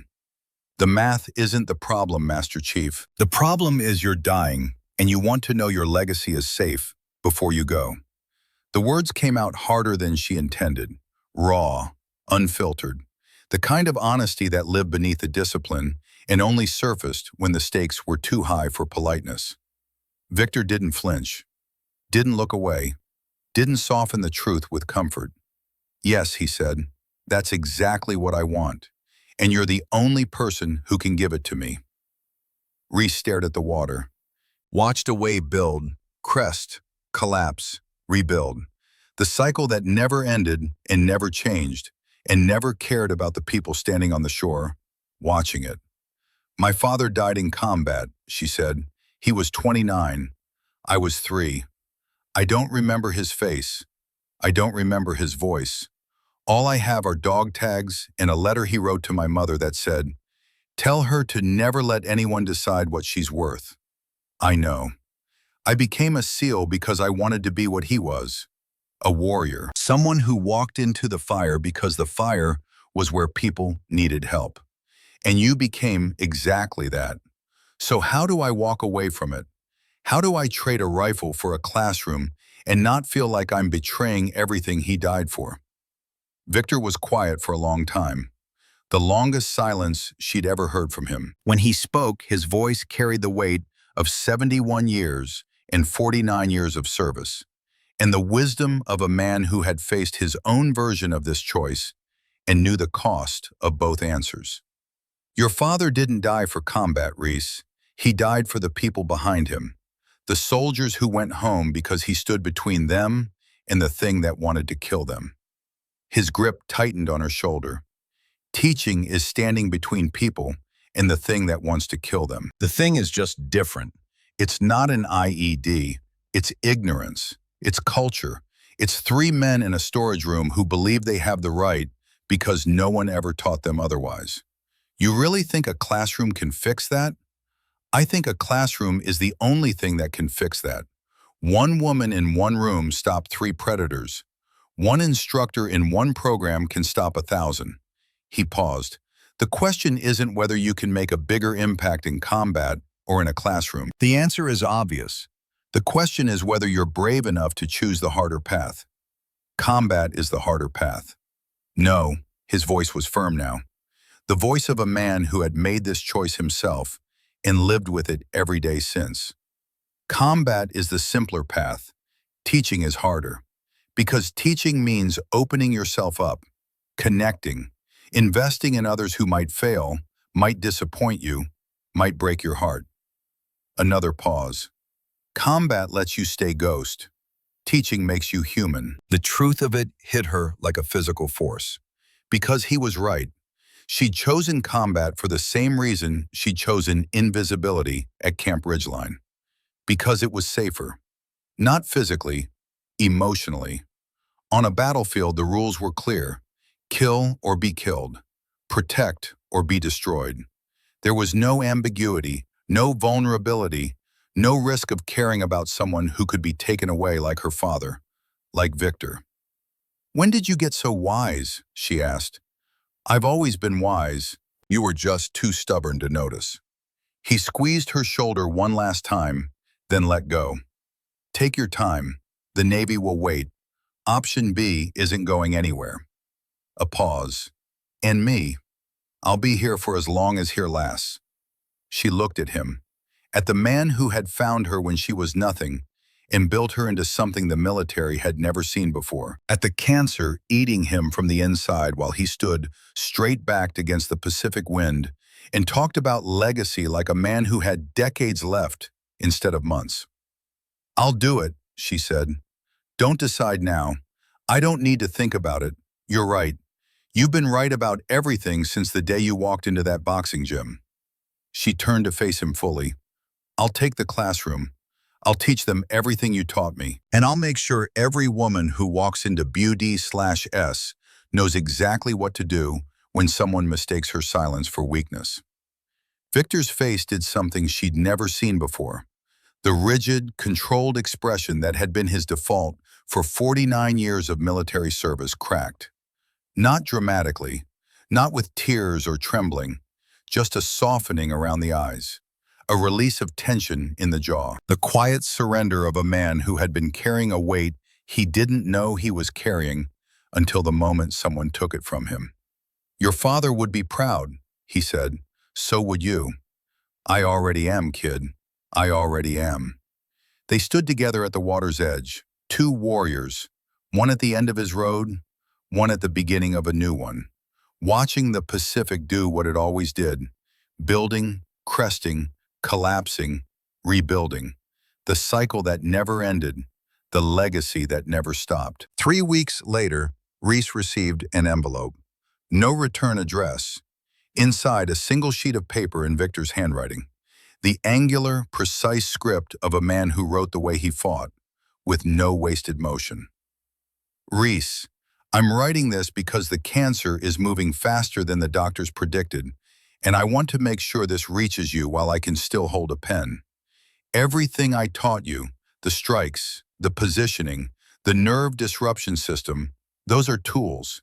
They'll keep you alive. But the thing that matters, the thing I couldn't teach you because you had to learn it yourself, is this. Strength isn't what you take from the world. It's what you protect in it. Your father knew that. He died protecting his squad.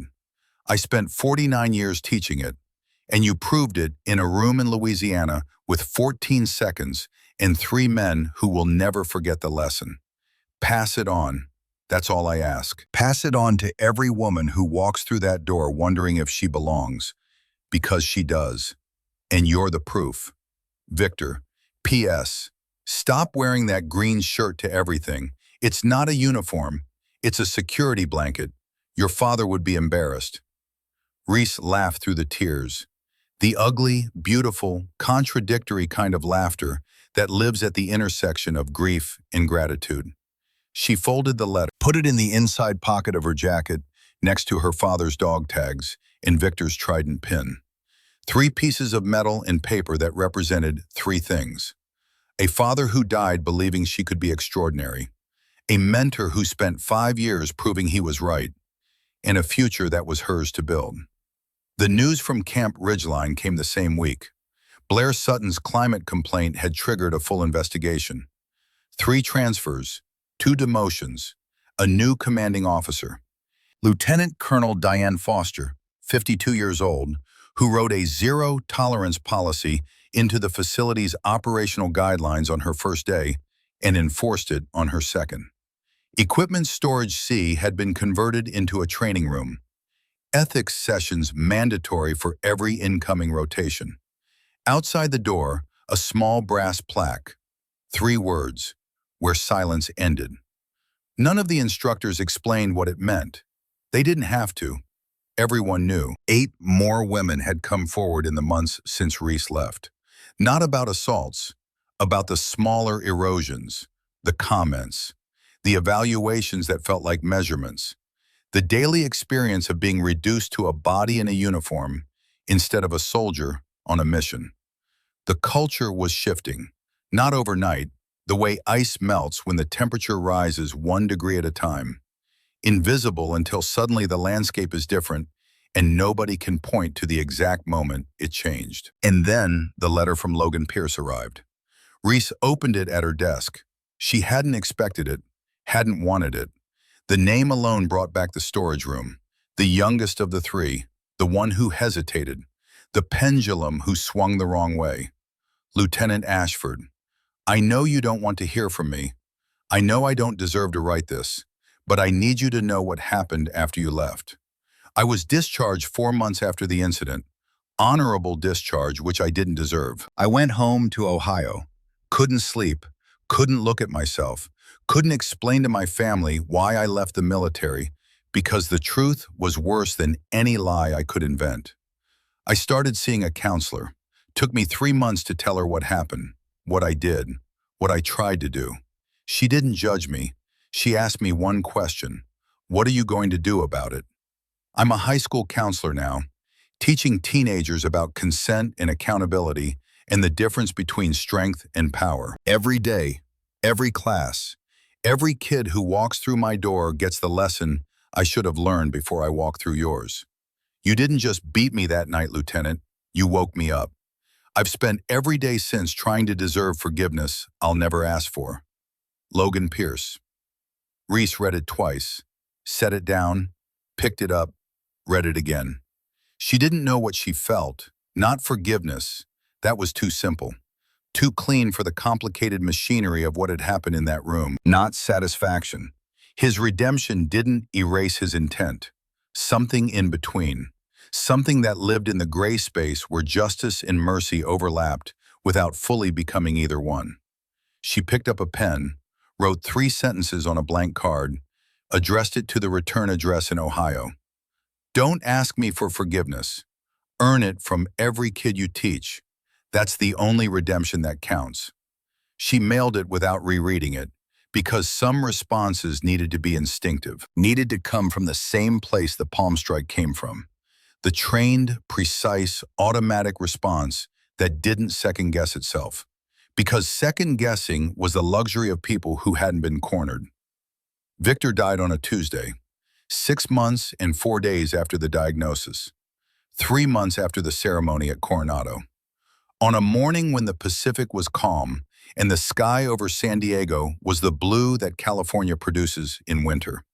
Clear, cold, infinite. Reese was at his bedside. She'd been there for 3 days, sleeping in a chair, eating from vending machines, holding his hand while the machines beeped and the morphine dripped, and the man who had survived Grenada and Panama and every war since Vietnam was finally defeated by something he couldn't strike or outmaneuver or train his way past. His last words were simple, not dramatic, not cinematic, just the truth delivered with the same precision he'd applied to everything in his life. Tell the next one, Reese. Tell her what? What your father told your mother. His voice was barely there. A whisper carried on a breath that was running out. Never let anyone decide what she's worth. His hand went limp in hers. The machines changed their tone. And Victor Drummond, Master Chief, United States Navy SEALs, 49 years of service, 2,300 warriors trained, 47 lost, one saved in a storage room in Louisiana with the techniques he taught her in a parking lot when she was 17, was gone. Reese didn't cry at the funeral. She stood at attention in her dress uniform with Victor's trident pin on her chest and the silver star beside it, and her father's dog tags underneath, and the letter in her inside pocket. And she held herself together with the discipline he'd built in her, because falling apart in front of the 200 people who had come to honor him would have been the one thing he'd never forgive. She cried later, alone, at the beach, standing in the exact spot where he'd stood at his retirement ceremony, looking out at the water that had tried to drown her during Hell Week and failed because he pulled her up by the vest collar and gave her one more breath. She held his trident pin against her chest and let the Pacific wind carry the sound of her grief out to sea where no one could hear it. Then she dried her face, straightened her shoulders, and walked toward base. Because the classroom was waiting. Reese Ashford reported to BUD/S as an instructor on a Monday morning in November, 3 weeks after Victor's death. First female combat instructor in SEAL history. The announcement made headlines. Not because she wanted it to, because the Navy wanted proof that the culture was changing. She didn't read the articles, didn't do interviews, just showed up on day one of Class 389 with Victor's trident on her chest and her father's dog tags against her heart and the same olive green t-shirt under her instructor jacket. Because Victor was right about everything except the shirt. The shirt wasn't a security blanket, it was armor. The kind that reminded her who she was before the Navy gave her a rank, and the world gave her a medal, and a dying man gave her his most treasured possession. She was Reese Ashford, call sign Ghost, Silver Star, SEAL Team 5, daughter of a man who died in Ramadi, student of a man who died in San Diego, a woman who'd been invisible and underestimated and cornered and attacked and had answered all of it with 14 seconds of precision that changed a facility and a flanking maneuver that changed a battle and a choice that changed her life. She was ready to teach. And somewhere in that first class of 48 candidates, 4 of them women, was someone who needed to hear exactly what she had to say. Corporal Ainsley Mercer was the first one Reese noticed. Not because she was the loudest, not because she stood out physically, because she was quiet, controlled, watchful. The kind of quiet that Reese recognized the way you recognize your own handwriting, instinctively, without needing to study it. 19 years old, recruited straight out of MIT after scoring in the top percentile on every physical and mental assessment the Navy could design. She had the compact, efficient build of someone who had been an athlete her entire life, and the eyes of someone who had been calculating the dimensions of every room she entered since long before she understood why. Class 389, 48 candidates, 4 women. Ainsley was one of them. The male candidates noticed the women immediately. Some of them made comments, the quiet kind. The ones they thought the instructors couldn't hear because they'd never had an instructor who'd spent 5 years being trained to detect threats, in whispers, and half glances, in the tilt of a man's head when he was measuring a woman instead of seeing her. Bet she doesn't make it past Hell Week. Too small, too soft, probably here for the photo op.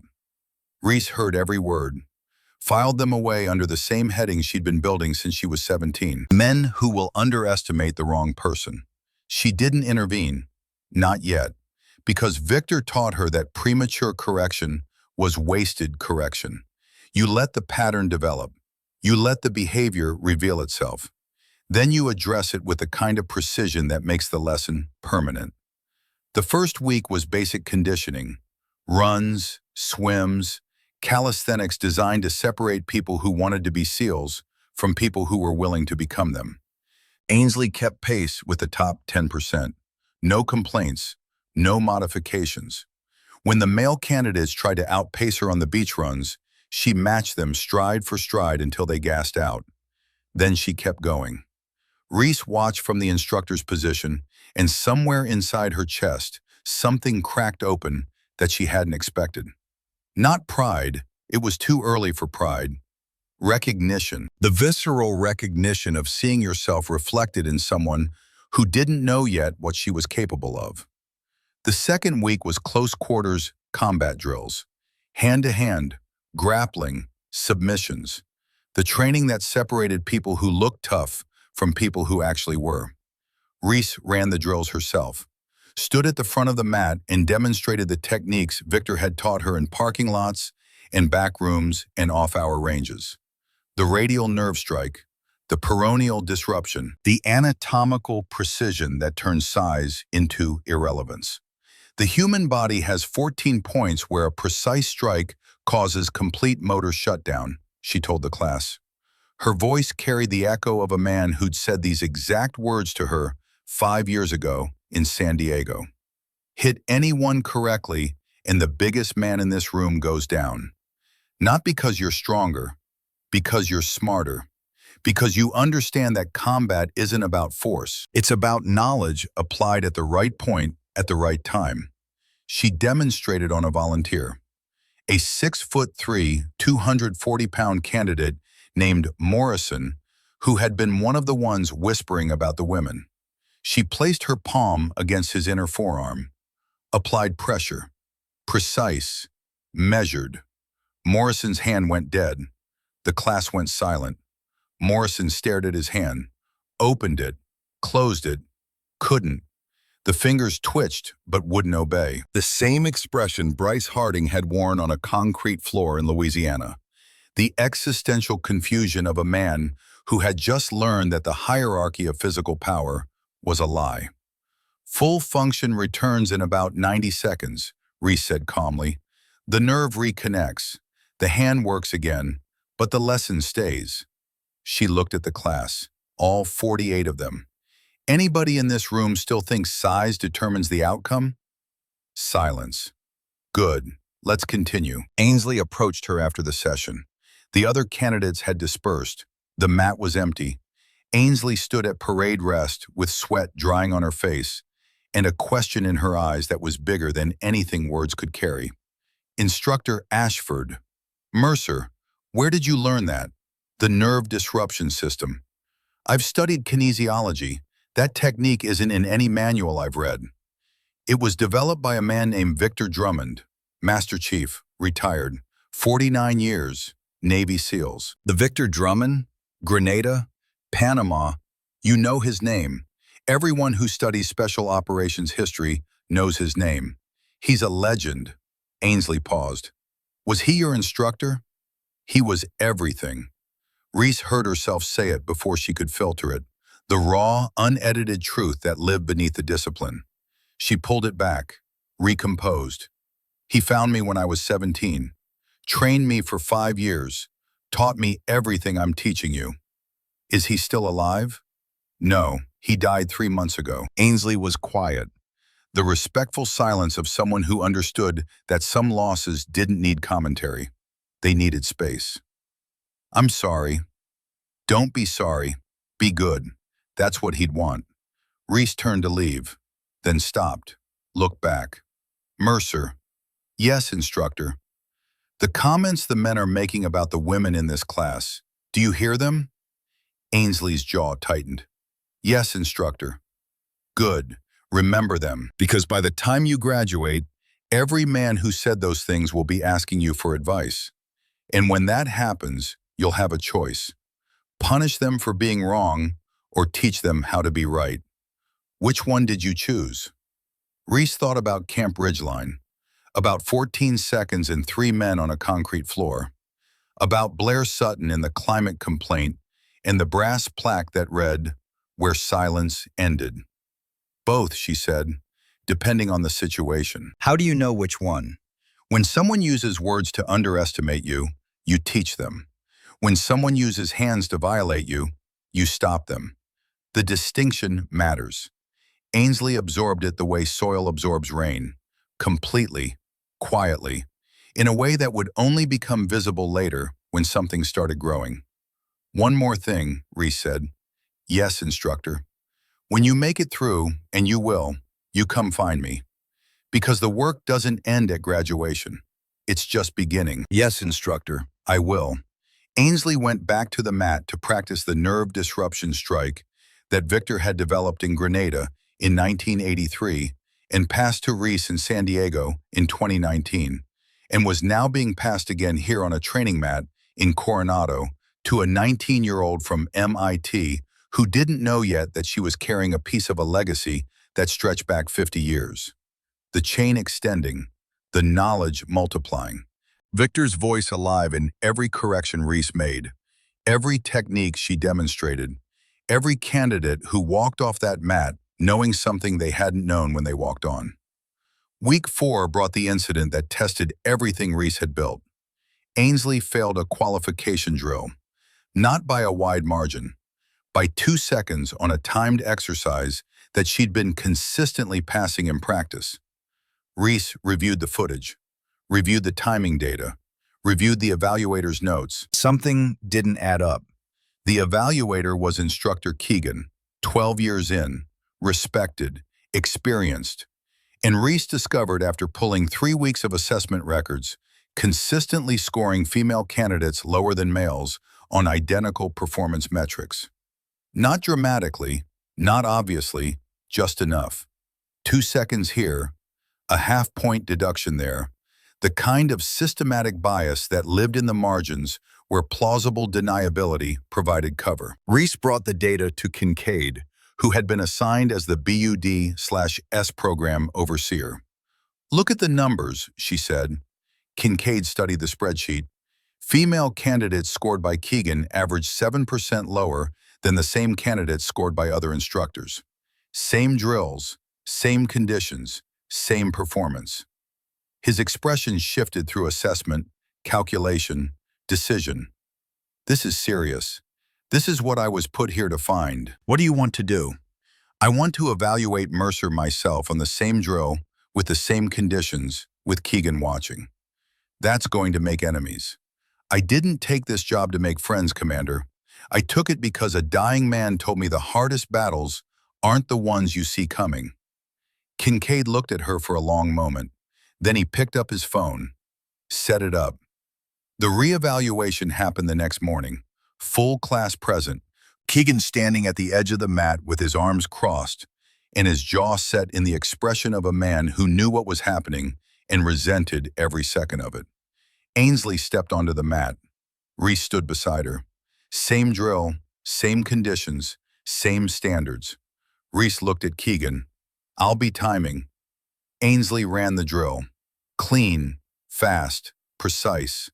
The kind of performance that left no room for interpretation or adjustment or the convenient 2-second deduction that turned a pass into a fail. Reese checked the time, looked at Keegan. 14 seconds under the qualification threshold. Pass with margin. Keegan's face went rigid. The conditions were different. The mat surface, the ambient temperature, multiple variables. The conditions were identical. I controlled for every variable, including the one standing in front of me. The class went completely still. 48 candidates watching a confrontation between 2 instructors that carried the weight of something much larger than a single qualification drill. You're accusing me of bias, Keegan said. His voice was low, controlled, dangerous in the way of a man who was being challenged in front of the people he was supposed to lead. I'm presenting data, Reese said. 7% systematic scoring discrepancy, consistent across 3 weeks, affecting only female candidates. The data speaks for itself. I've been instructing for 12 years. And in 12 years, how many female candidates have you passed? Silence. How many, Instructor Keegan? He didn't answer. Didn't need to. The number was written on his face the way guilt is always written. Not in the words a person says, but in the words they can't. Kincaid stepped forward. Instructor Keegan, my office, now. Keegan left the mat without looking at Ainsley, without looking at any of the four women in the class, whose scores he'd been quietly eroding for 3 weeks. He was gone before anyone else moved. But Reese wasn't finished. She turned to Ainsley. The other candidates watched. Permission to speak, instructor? Granted. Ainsley's voice was steady, but her hands shook slightly. I almost quit yesterday. After I failed that drill, I thought, maybe he was right. Maybe I wasn't good enough. Reese met her eyes. And now? Now I know the difference between failing and being failed. Between not good enough and not being given a fair chance. The class was silent, listening. That distinction, Reese said, is the most important thing you'll learn here. Remember it, because someday you'll be the one making the call, and you'll have to decide, do you measure people by what they do or by what you expect them to be? Ainsley nodded, returned to formation. The message spread through BUD/S faster than any official memo could travel. By evening, every candidate and every instructor knew. Instructor Ashford had caught a bias. She'd confronted it publicly, and the system had backed her up. Keegan was removed from the program that afternoon, reassigned to a desk position. The scores were recalculated. Ainsley's qualification was reinstated. 2 other female candidates had failed drills they should have passed. Those scores were corrected too. That night, Ainsley found Reese in the empty classroom. Reese was sitting at a desk with Caldwell's letter spread in front of her, rereading the words she'd read 100 times. Instructor Ashford, come in, Mercer. Ainsley sat across from her. The formality of instructor and student existed between them. But something else was there too. The connection of 2 women who understood that the spaces they occupied had been built to exclude them and chose to stand in them anyway. Thank you, Ainsley said, for what you did today. I didn't do it for you. I did it for every woman who comes after you, who won't have to fight the fight you just fought. That sounds like something someone taught you. Someone did. Reese touched Victor's trident pin on her chest. A man who spent 49 years teaching warriors not just how to fight, how to see, how to recognize when the threat isn't wearing an enemy uniform. The one who died, the one who lives. In every technique I teach, in every candidate who graduates, in every woman who walks into a space that wasn't built for her and makes that space change shape.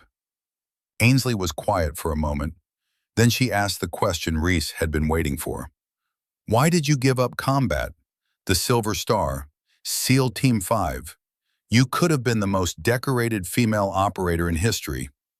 Because decorations are for the person who earns them. Teaching is for everyone who comes after. Reese closed the letter, folded it carefully along the creases that were worn soft from being handled too many times. One warrior saves lives on one mission. One teacher creates 100 warriors who save lives on 100 missions. Your mentor taught you that. My mentor taught me everything. And now I'm teaching you. And someday you'll teach someone else. That's how it works. The knowledge moves forward, the chain extends. And someday nobody will remember the names Victor Drummond or Reese Ashford. Ainsley shook her head. I'll remember. Reese looked at her.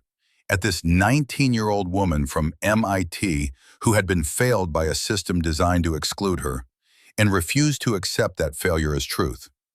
At the future standing in front of her carrying a question she didn't yet know how to ask. Good, Reese said, because memory isn't just what you hold, it's what you do with it. The graduation came 12 weeks later, class 389. 31 candidates remaining from the original 48. 3 of the 4 women made it through. Ainsley Mercer graduated first in her class. Not first among women, first overall. Highest combined scores in physical performance, tactical assessment, and mental resilience that Class 389 had produced. Higher than Morrison, who had stopped whispering about female candidates the day Reese shut down his hand on the training mat. Higher than every man who had assumed she was too small, too soft, too pretty to survive. The ceremony was held on the beach at Coronado, same beach where Victor had stood at his retirement, same water where Hell Week had tested them all. The families were there, the brass, the photographers capturing the moment for posterity because the Navy wanted the world to see that the first female Bud/S combat instructor had produced the first female first-in-class graduate. But Reese didn't care about the cameras. She cared about the moment her hands pinned Ainsley's trident to her uniform, the metal catching the California sun the same way Victor's had caught it 6 months ago, the chain linking one more time. "Congratulations, Operator Mercer." "Thank you, instructor." Their eyes met. The instructor and the student. The link and the next link.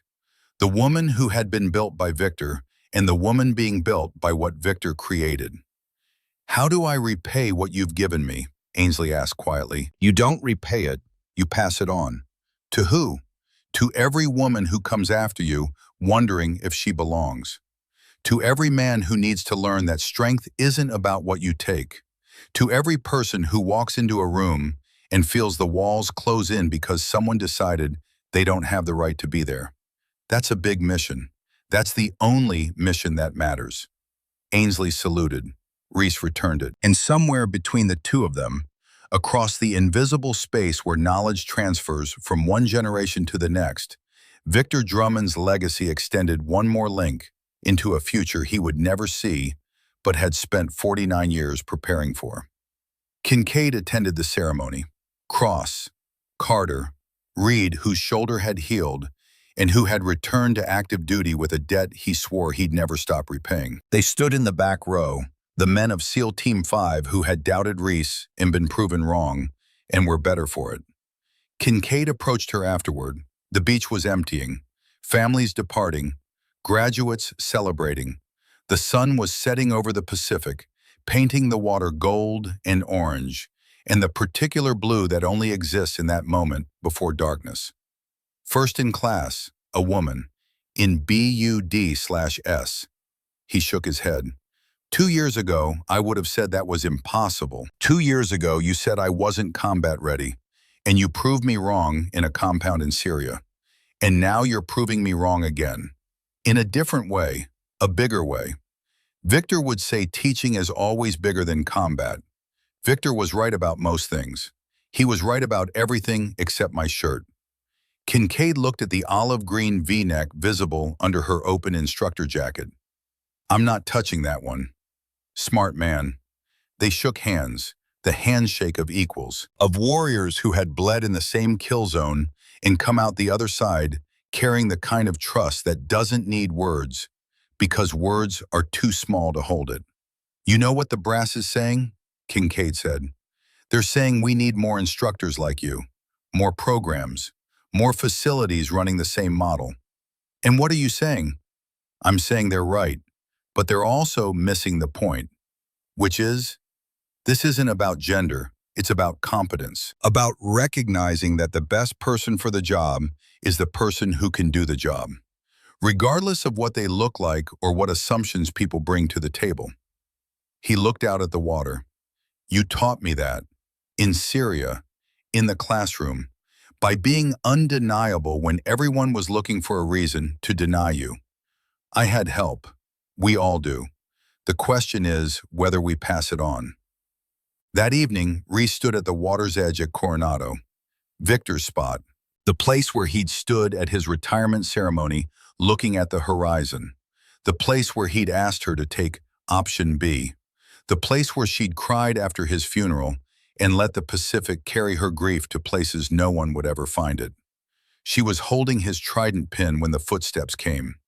A young woman, maybe 19, civilian clothes, nervous energy radiating from every movement like heat from an engine. "Excuse me, are you Commander Ashford?" Reese turned. "I am." The woman exhaled, relief flooding her face like a dam breaking. "I'm Morgan Winters.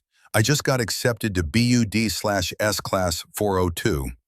I'm supposed to start in 3 months. Congratulations.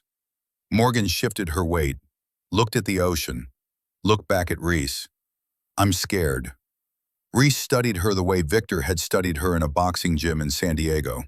Not her appearance, her structure, her posture, the tension in her shoulders, and the steadiness in her eyes, and the combination of fear and determination that lived in people who were about to change their lives, and knew it. Not of the physical stuff, Morgan continued. I can do that. I've been training for 2 years. But I've heard stories about the culture, about how some guys don't want us there, about what happens when you're alone in a room with people who think you don't belong. Reese felt the words land in a place she'd been protecting for years. The place where a 17-year-old girl with blood on her knuckles met a 71-year-old man with scars on his hands. Where a storage room in Louisiana and a compound in Syria and a classroom in Coronado all converged into a single, undeniable truth. You'll be fine, Reese said. How do you know? Not because it'll be easy, it won't. Not because everyone will respect you, they won't. But because you'll have something they don't. Morgan leaned forward. What? People who came before you. People who fought so you wouldn't have to fight the same fights. People who stood in rooms that weren't built for them and made those rooms change. What do I do if something happens? If someone tries to... You remember one thing. Reese's voice carried the weight of everything she'd been taught, and everything she'd survived, and everything she'd passed on. Victor's words, her father's legacy, the 14 seconds that changed a facility, the 40 meters that earned a silver star, the 12 weeks that proved a classroom could change the world. You remember that strength isn't what you take, it's what you protect. And then you show them exactly what happens when they forget that. Morgan absorbed it the way soil absorbs rain, completely, quietly, in a way that would only become visible later when something started growing. One more thing, Reese said. Yes, ma'am. When you make it through, and you will, you come find me. Because the work doesn't end at graduation. It's just beginning. Yes, ma'am, I will. Morgan started to walk away, stopped, turned back. Ma'am? Yeah. Thank you for making this possible. Reese shook her head. I didn't make it possible, I just made it easier. The women before me made it possible. My mentor made it possible. My father made it possible. She paused. And you're going to make it easier for the ones who come after you. That's how this works. That's how it's always worked. Morgan smiled, saluted. The instinctive, unrehearsed salute of someone who hadn't earned the right yet, but was going to. Then she turned and walked away. Reese watched her go. Watched the future walk away with purpose and clarity and the determination of a woman who had just been told that she wasn't alone. Then she turned back to the water, held up Victor's trident pin one more time, let it catch the last light of the sun, felt its weight, the weight of 50 years of service and 5 years of teaching and 14 seconds that proved that precision was stronger than rage and patience was deadlier than force. I passed it on, Master Chief, she whispered, just like you asked. Ainsley graduated first in her class. The program's growing, 4 more instructors trained on the same model, 200 graduates and counting. The knowledge is moving, your knowledge, through me, through them, through every woman who walks into a room and refuses to be the smallest thing in it. The Pacific wind carried her words out to the same horizon Victor had watched his entire life. The same water that tried to drown her during Hell Week. The same ocean that had witnessed 50 years of seals being forged and broken and rebuilt. And I'm still wearing the green shirt. She smiled, put the trident back in her pocket, touched her father's dog tags to the olive green fabric, pressed them against her heart. Then she turned, walked toward base, toward the classroom, toward the next class of candidates who needed to hear what Victor taught her in a parking lot, and what her father wrote in a letter, and what she proved in a storage room, in a combat zone, in a training mat.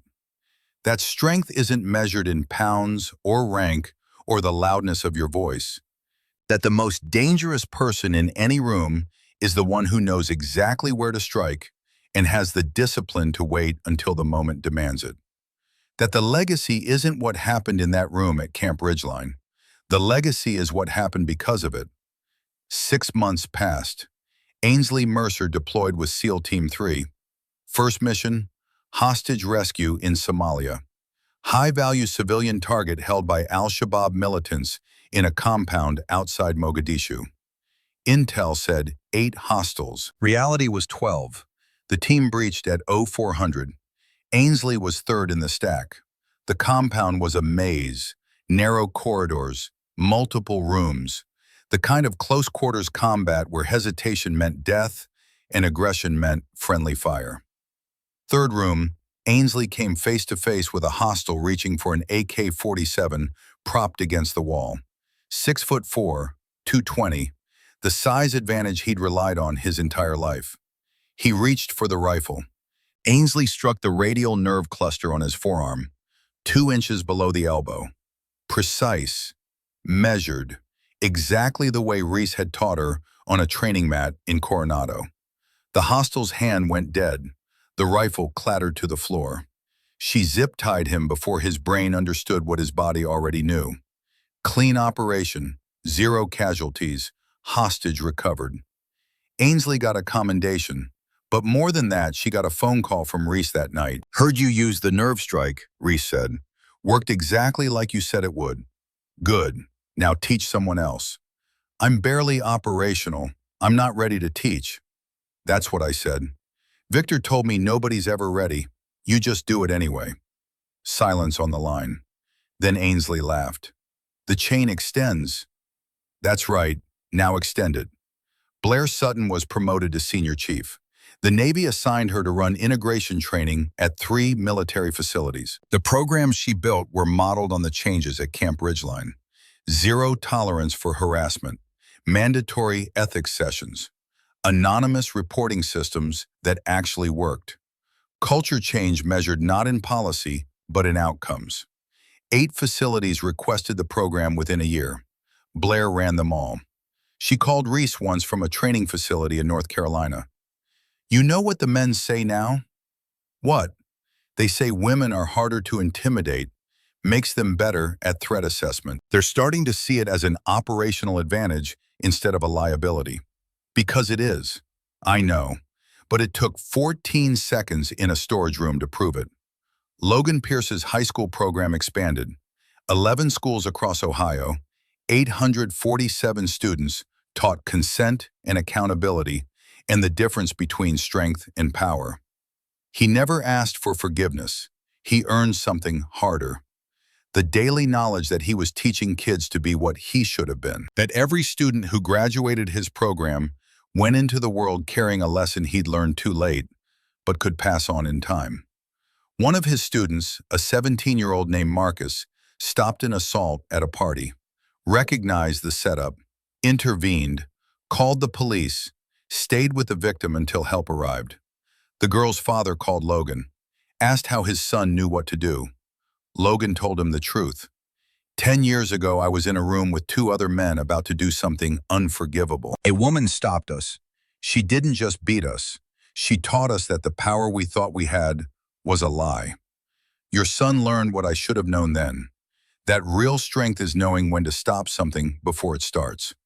The father was quiet for a long time. What happened to that woman? She became a teacher, passed on what someone taught her. And now your son just saved someone the way she saved me.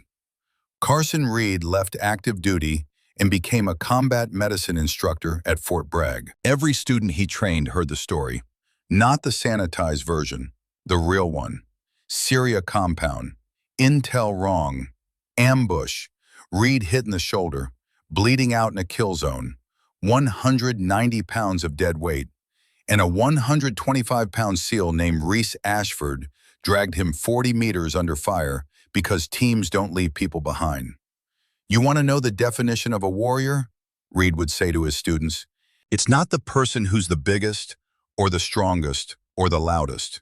It's the person who does what needs doing when doing it means you might die. And that SEAL was 5'5" and weighed less than my gear. Size has nothing to do with it. Heart does. His students graduated carrying that story, deployed carrying that understanding, saved lives because they understood that the person next to you wasn't just a body, they were someone worth dying for. Kincaid retired after 22 years of service.